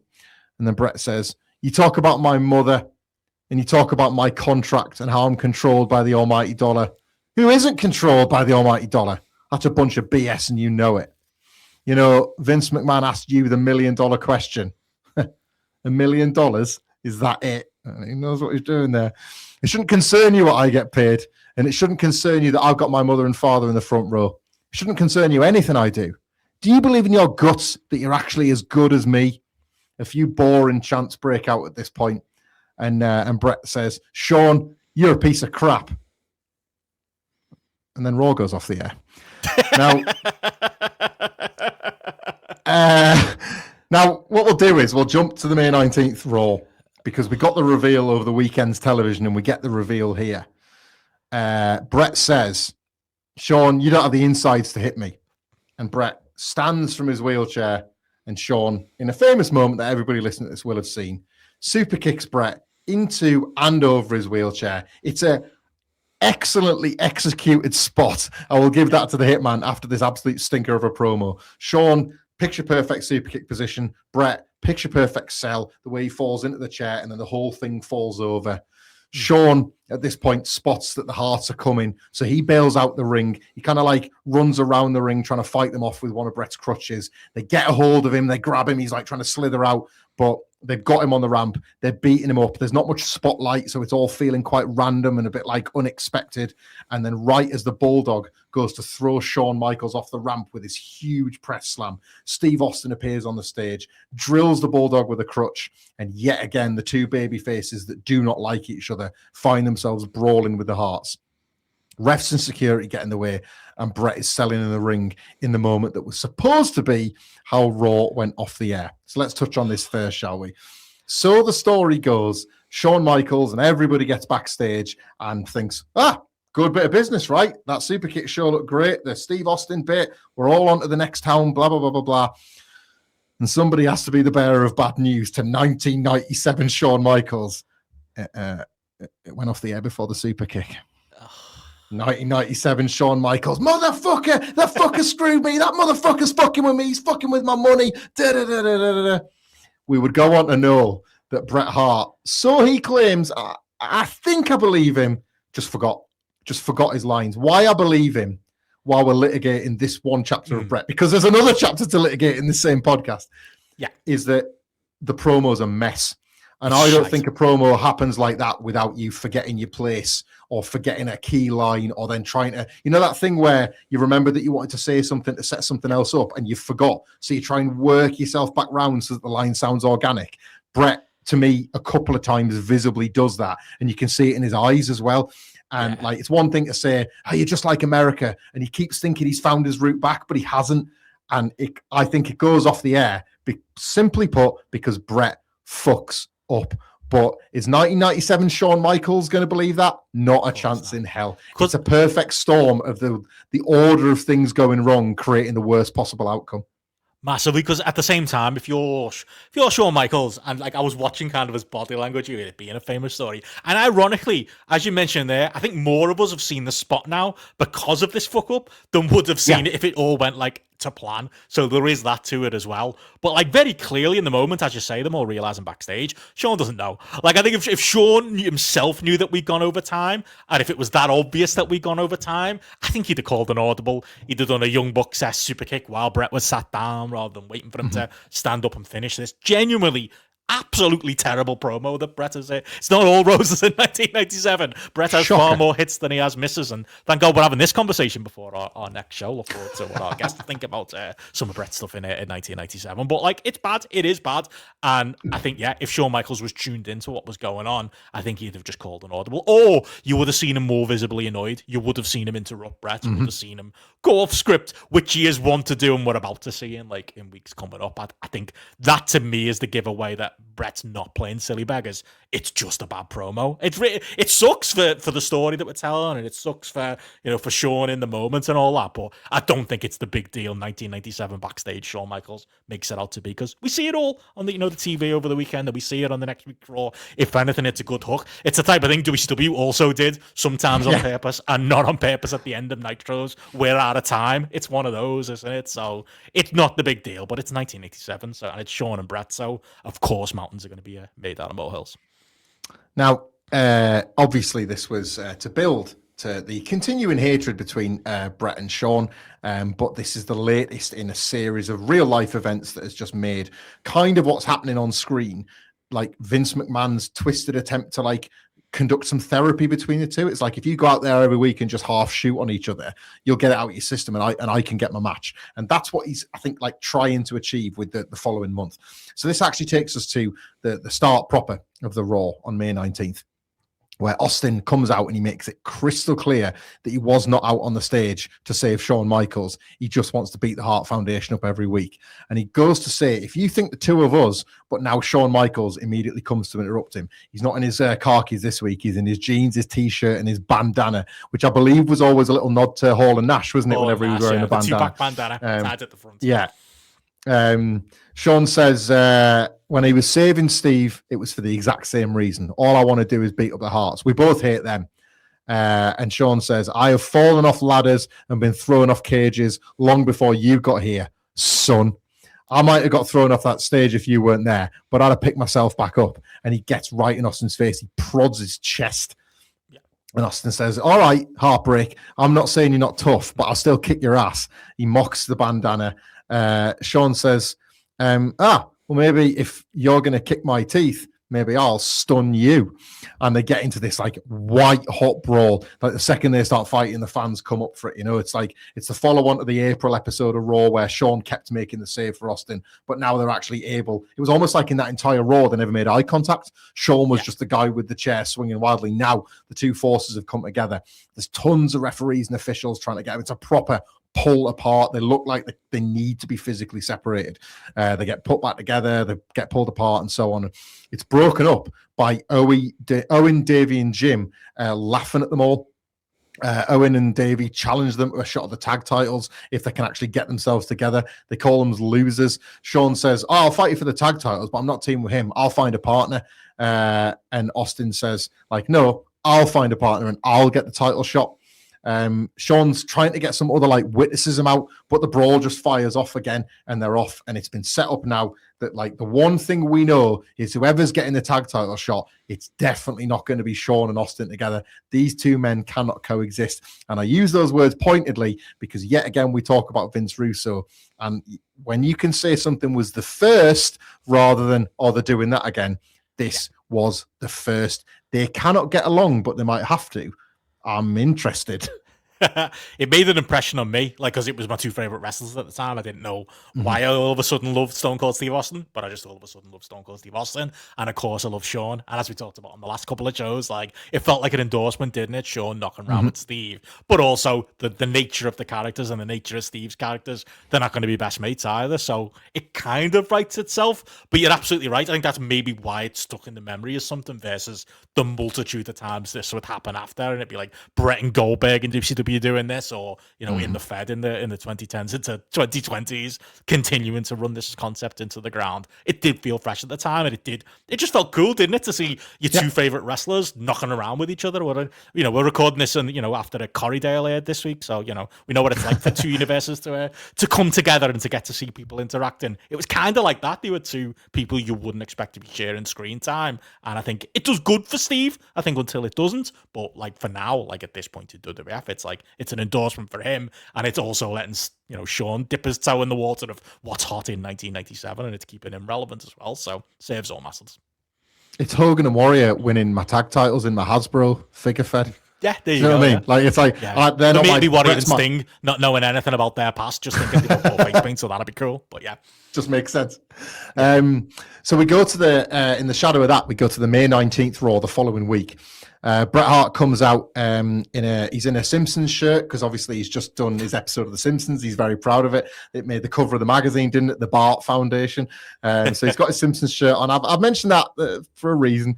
Well, there'll be more on that later in this housekeeping. He's surrounded by the Harts. And he yet again tells the fans to shut up, gets more booze, and he gets a pop to himself again. He says, Shawn Michaels, the boy toy, wouldn't allow me my right to free speech last week. He calls the Alabama fans rednecks. He calls all Americans scum. There's a massive USA chant, to highlight that the Civil War element of this story is really, really working now. Brett's dialing it up, and it's weird because it's the traditional cheap heat thing, but it's not cheap in this story because it's the foundation of why he's turned. So it doesn't feel like your sports team's crap. This feels like a bit weightier, doesn't it? More real life. Yeah. He says, Shawn Michaels, I don't give a damn who you pick for your partner against Davey and Owen. I'm going to give you my big surprise. And this is what he didn't tell him last week. So Shawn Michaels, boy toy, he's going to announce that he's recovered from his knee injury and he's going to heroically come back at the King of the Ring. How quaint, Shawn Michaels. Somebody else, a real hero, a real man that's going to come back at King of the Ring with a bad knee. The real man and the real hero is me. Vince McMahon calls that return ambitious, says he's not sure that Brett's ready. Against everybody's heartfelt, kind, gracious considerations, the Hart Foundation, Brian Pillman, my family, the cards and letters from the Canadian fans and the fans in the rest of the world, I'm going to come back and I'm going to do it by issuing you a challenge. I want to challenge you to a match, Shawn, and if I can't beat you in 10 minutes, I promise I will never, ever wrestle again in the United States. And obviously that stipulation would come back later on the year, but here's this first go of it. The fans pop big for it. Shawn interrupts, but he interrupts on the screen, and he must be tired because he's kind of slurring his words a little bit. Must be shattered from the road. And he says, you talk about your freedom of speech. You had so much freedom last week that you talked so much and we went off the air listening to you babble on. Unbelievable. Just killed him. He says, now, let's get to that match. What in the world makes you think that you can beat me in 10 minutes? I see. It's that gang you've got. Mano a mano, you wouldn't stand a chance. I want your crew down there, Brett. I want each of your men handcuffed to a ring post, and that way you and I can settle this thing once and for all. None of your goons, none of your excuses that we've heard for a year. We're going to find out once and for all that Bret Hart can get beat like a man. You couldn't go 10 minutes in any situation, if you know what I mean. Even though you've had some sunny days, my friend, you still can't get the job done. Hitman, I'm going to knock you down and drag you out. And Bret, clearly not hearing everything Sean had said, says, okay, you're on. I got a chance. 10 minutes is all I need to smoke you, Shawn Michaels. Sean says, Bret Hart, you can smoke me all you want. What you've got to do is beat me, which you cannot do. You don't have a snowball's chance in hell of beating the Heartbreak Kid. And that's how the promo comes to an end, with Bret smirking, clearly not realizing what has just gone down. The body language is so interesting to follow here. Because, again, I think around that Survivor Series, when Bret first was coming back and cut that promo on Shawn, I was the one to say it. I felt it was borderline unprofessional. And some of the things Bret was coming out with, I don't think was appropriate to the character Shawn still was at that point. This is still 10 times worse, though, because it's just, I was watching it going, obviously you'd link me to the clip. And I was thinking, I think this is the Sunny Days promo. Or maybe it's not. We're 7 minutes in and it's about to wrap up. So I guess I'm thinking of a different promo where Shawn is half loaded on the Titantron. Nope. Just slips it in at the end for literally... The only reason, really, it seems to... I don't think it pops the blues, but you see Davey and you see Pillman both kind of look back at Bret do you hear what he just said? Pillman. Pillman in particular. Yeah, he's proper. He sells it and then realizes he shouldn't be selling it. But also, I think he's half concerned looking at Bret. I think that's a shoot. There's just no need for it at all, is there? And obviously, it inflames everything we're about to go into. But it's just pure. It's Shawn in it. He wouldn't be on telly if this was 2025. They wouldn't have put that camera on it. They'd have sent him home based on what he looks like here. But just can't help himself. As dark as Bret goes, as and Bret does bury him under the earth at times, Shawn always has to go that step further. It's crazy as well, isn't it? Because when you're watching this, it's like a light bulb. Shawn's just on the gag of, you couldn't go 10 minutes in any situation. Yeah. Bret's shit at sex. Oh, I know what I can say. I know we shout. You see it happening, don't you? It's happening in real time to Shawn Michaels. He's like, what's the worst thing that can happen if I say his brain? Oh, well, the mouth's doing it now. And that's how you get the shit kicked out of you in Syracuse, isn't it? It's that brain to mouth moment that he just does not have. Yeah. I know you get in trouble as a podcaster too. Not that I know, but yeah. The May 26th Raw, a week later, opens with loads of pyro and Steve Austin coming out. And the commentator's making a point that the more Austin cheats, the more the audience love him. Austin's got his Austin 316 shirt. And here comes Shawn Michaels in his Royal Rumble Texas tights, one of the best, the red with the blue Texas logos on, and a Homer Simpson shirt. Because anyone can wear a Simpson shirt, Brett. Fan has a sign there that says Shawn Michaels can die in full view. So clearly there's a Brett fan there. Vince does the big intro, and this is it. Shawn's in the tights. He's back tonight from losing his smile. This is the one. Jim Ross isn't there to stir it up, but he wants to know how they're possibly going to coexist. And Austin says, well, I'm the captain. And he tells Shawn to shut up and says he doesn't like him. And Shawn says, I've got news for you, mate. Nobody likes me, but we're the two meanest SOBs in the WWF, and we're going to kick some ass tonight. LOD come out, and they hear that. And Hawk and Animal stare down Austin and Shawn and challenge them to a title shot if they beat Bulldog and Owen. And you can hear Shawn and Austin both promising LOD a shot. They say, you can get a shot if you win the belts. I like that. Yeah. The Hearts come out on the stage. That's it. They haven't even got the belts yet, but the challenge is there and they're willing to accept it. The Hearts come out on the stage and Bret is off the crutches, no wheelchair, ostensibly fit as a fiddle. But after the match, the Hearts there's a LOD match against Bulldog and Owen. The Hearts team up on LOD, and Austin and Michaels return to make the save. But within the brawl, Shawn inadvertently hits Austin with a baseball slide by accident, and now they're just right back at it fighting again. The tag team match is the main event of the evening, and in the very first segment, they're once again brawling. We go to the tag main event. It's probably a classic that most people have seen, but it's Austin and Michaels versus the Bulldog and Owen. Ultimately, Shawn Michaels here. There's two stories of the match. It's if Shawn and Austin can coexist, and for various points they can, and it's almost like Bulldog and Owen weren't ready for them to be able to put the differences aside for the match. That's the kayfabe story. The real life story is how Shawn Michaels bumps around like a maniac, wrestling one of the matches of his life, working at 100 miles an hour, almost like that knee recovered quicker than he thought it might.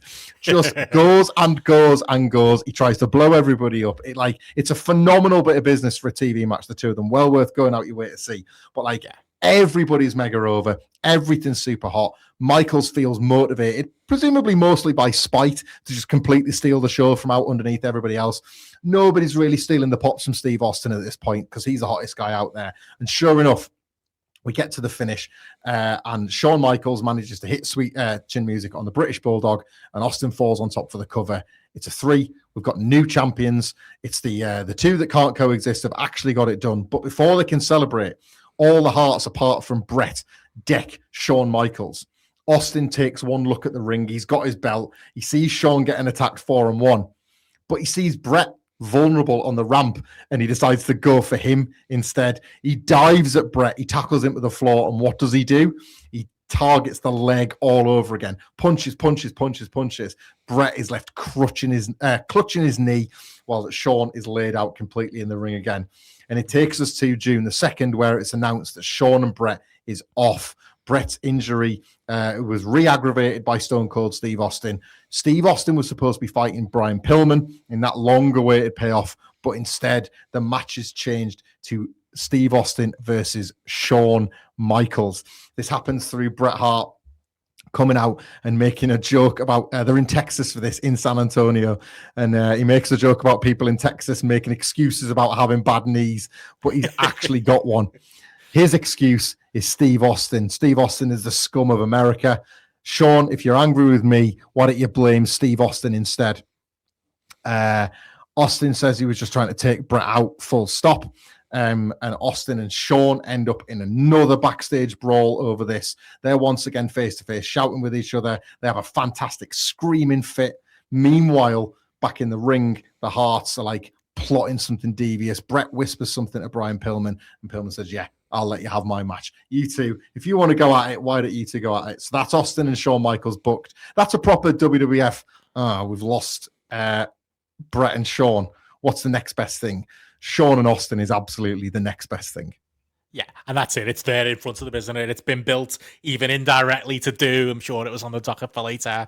I guess you can pull the trigger there. It's just a shame, isn't it? You lose 2 big-time matches for one big time match with a lousy finish that we get as well. But for me, it's more, we're going to get into it. It robs us of the pay-per-view Austin and Pillman match that I think we deserve. But it's those moving parts, isn't it? It's the Shawn and Brett stuff, obviously, going on. It's the Brett injury going on. I think part of it as well, I'm not sure, could Pillman have done a full pay-per-view match? I'm not so sure at this point. It's a happy outcome, isn't it? Even if it's a bit annoying to, even now, I remember being I was going on, I think we were going on holiday to Mallorca around this time in June of 97. I remember seeing the Shawn and Brett posters or, the graphics they put up on screen and just visualizing how great it got, and then getting back from the holiday and going, what happened to that match? Where'd it go? And having to catch up on Raw and figure it out. But even now, it looks so great, doesn't it, on paper? It's okay, this is where we're finally getting it. But yeah, not to be, at least this part of the year. Well, you mentioned, obviously, Austin and Pillman not making it to pay-per-view. Shawn and Austin does. It goes to a draw. And what it does create is a begrudging respect between Shawn and Austin now as tag team champions. Also at King of the Ring, Bret Hart confirms he is finally, at long last, cleared. And he makes a challenge for any 5 Americans to take on the Hearts at In Your House Canadian Stampede, emanating from Calgary, Alberta, Canada. You would think, Benno, with that little run-up, that our housekeeping is concluded. But not quite. Because the June the 9th Raw, yet again, does not feature Austin versus Brian Pillman as planned. Unfortunately, as Austin is walking to the ring, the Hearts attack and they just batter Steve Austin on the ramp. Mankind makes the save of all people as Austin is hurt, and he takes the match with Brian Pillman. We get to the end of that match, and Mankind has a mandible claw on Brian Pillman, and we get no finish because the Hearts come in to take out Mankind. Steve Austin limps back out with his bad leg. Ken Shamrock also comes out. And for the first time, we start seeing like Americans having to sort of work together to deal with the Hearts because they've got this numerical advantage. Steve Austin stuns Ken Shamrock and he flips off Mankind because he's still DTA. He doesn't want any help going into Canadian Stampede. And that's how that Raw goes off the air. Now, it wasn't all 5 Hearts. Bret Hart isn't there. Because what wasn't on the June 9th Raw was any interaction between Bret and Shawn that took place on camera, because this was the night of the fight. Prior to that evening's Raw, Shawn and Bret had long meetings with Vince McMahon. I want to say, by the way, this recounting is partly from the Wrestling Observer and cobbled together by accounts from Jim Cornette, from Bret Hart, from Shawn Michaels that are broadly all the same. So this is one of those rare occasions where a wrestling story actually seems to have played out the way that we all heard of it, which is quite nice, quite refreshing, I think, for a wrestling story. Rare. Yeah. Very rare, yeah.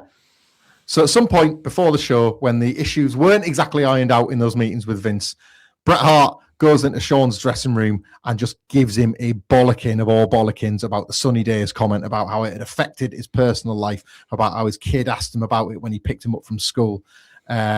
And Shawn says, well, what are you going to do about it? Bret doesn't tell him. He shows him and he swings for him. There's a massive physical altercation between the two.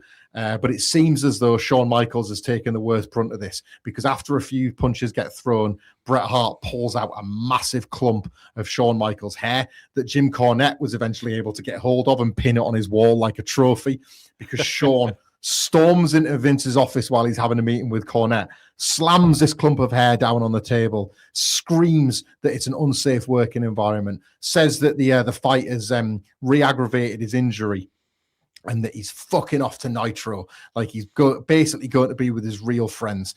This has apparently also triggered Bret's knee injury. That's flared back up as a result of the scuffle. I think Jerry Lawler and Gerald Briscoe were there to try and break up, basically. Shawn stormed off. Bret Hart's been sent home. All of this is all kind of booted off about an hour, half an hour before Raw's even going to go on the air. So they have to do a panicked rewrite of the stuff. And that's why you get the things with Pillman and Austin and Mankind. And that's why Michaels and Bret are nowhere near the show. As Shawn leaves, he's telling everybody to listen that he's quit. Just incredible. Aldo Montoya, bless him, is the one that Triple H must have been busy that night because he wasn't there to carry Shawn's bags out of the building. So just incredible. Gets him a ride out of the building back to the airport. That's the entire Raw scrapped. On the show itself, Vince McMahon on commentary notes that Shawn Michaels and Bret Hart had been sent home for unprofessional conduct. And then Jim Ross would go on to acknowledge the fight on the WWF hotline, stresses that it's for real, it's not an angle, and that as of right now, Shawn Michaels has walked out of the WWF. Vince McMahon internally at the time sent a memo to the executives saying, Shawn Michaels breached his contract by refusing to perform. We're hopeful that Shawn will reconsider his position and return to work. Shawn has 4 years to go on a 5-year contract. The door is open for Shawn to return under the terms of this contract. So the speculation was then that Shawn was going to be suspended without pay.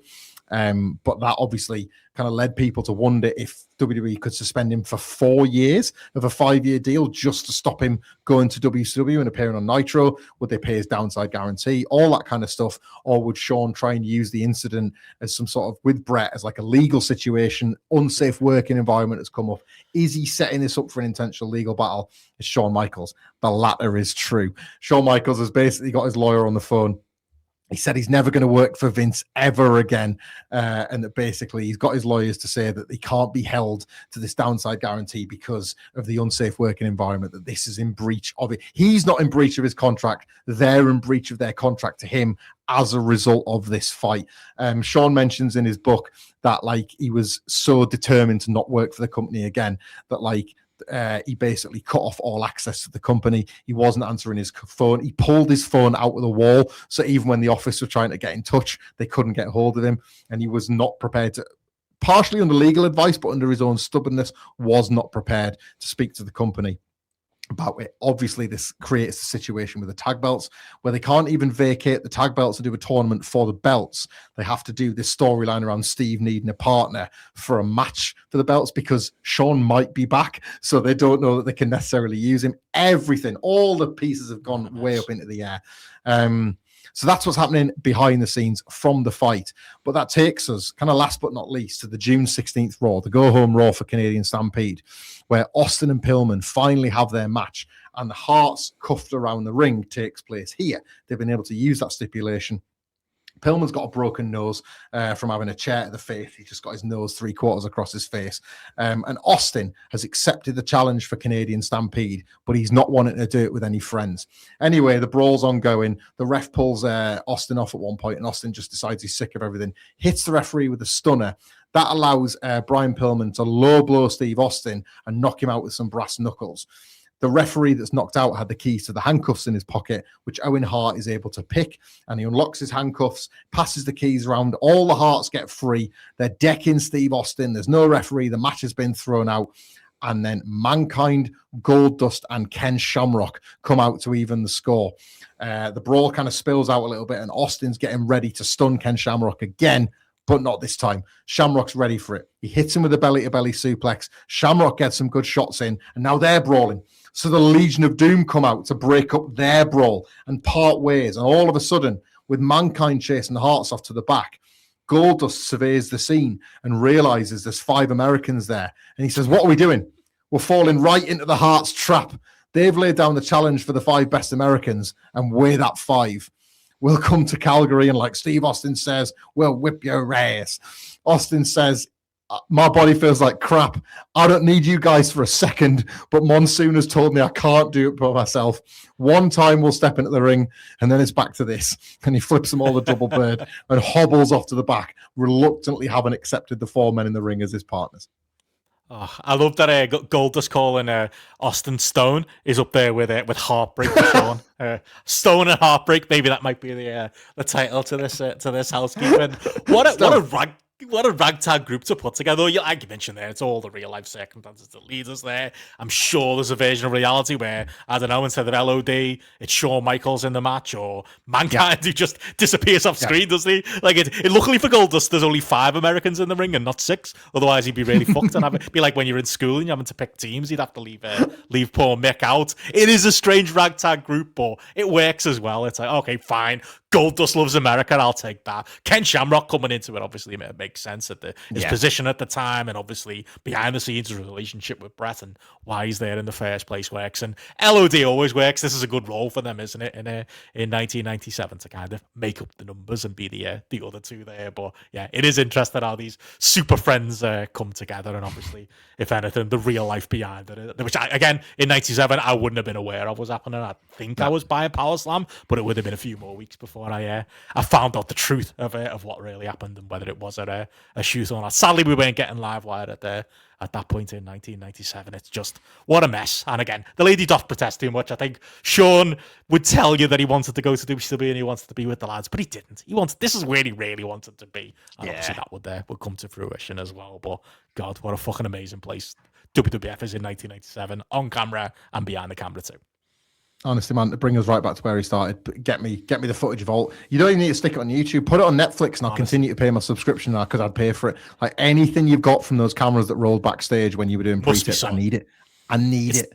Like there's got to be kicking around in the archives somewhere, hasn't it? The original Punk and Jack Perry. I'll take the grainy footage as well. Throw it on a roll. It'll do a rating on Netflix, I promise. Needs to come out. So at long last, thank you for sticking with us on what presumably must be the longest housekeeping ever. Ironic that it takes us to the shortest In Your House card thus far. 4 matches. Because in a proper learning, obviously, having worked this show from how pay-per-views can be structured to perfection, Triple H took it when he got the book in WWE. Because we have just the 4 matches, and it will be opened by the game himself. He's going to be taking on this newly baby-faced Mankind. As I mentioned, we've had the following on either side of the King of the Ring final between these two men. We had the interviews with Jim Ross, where we got to learn about Mankind's childhood fascination with pro wrestling, his desperation to be just like Shawn Michaels, the origin of the mandible claw, and the fact that Mankind was still deranged enough that he would even turn on Jim Ross throughout the course of the interviews. But he did so while asking for help. So Mankind is now a babyface, but he wants to get revenge on Triple H for the kind of violent beating. Oh, by the way, Triple H became King of the Ring 1 year later in 1997. It still doesn't matter. It's only Triple H. But those two will have a King of the Ring rematch at Canadian Stampede. We've got The Undertaker versus Vader for the title, as we've discussed. We've got the Hart Foundation of Bret Hart, Jim Neidhart, Owen Hart, British Bulldog and Brian Pillman versus Stone Cold Steve Austin, Goldust, Ken Shamrock and the Legion of Doom. And just like we've laid out in this long build of housekeeping, obviously the story that everybody is most excited about is the payoff to the long-held blood feud between Taka Michinoku and the great Sasuke. And that's our Canadian Stampede in your house card.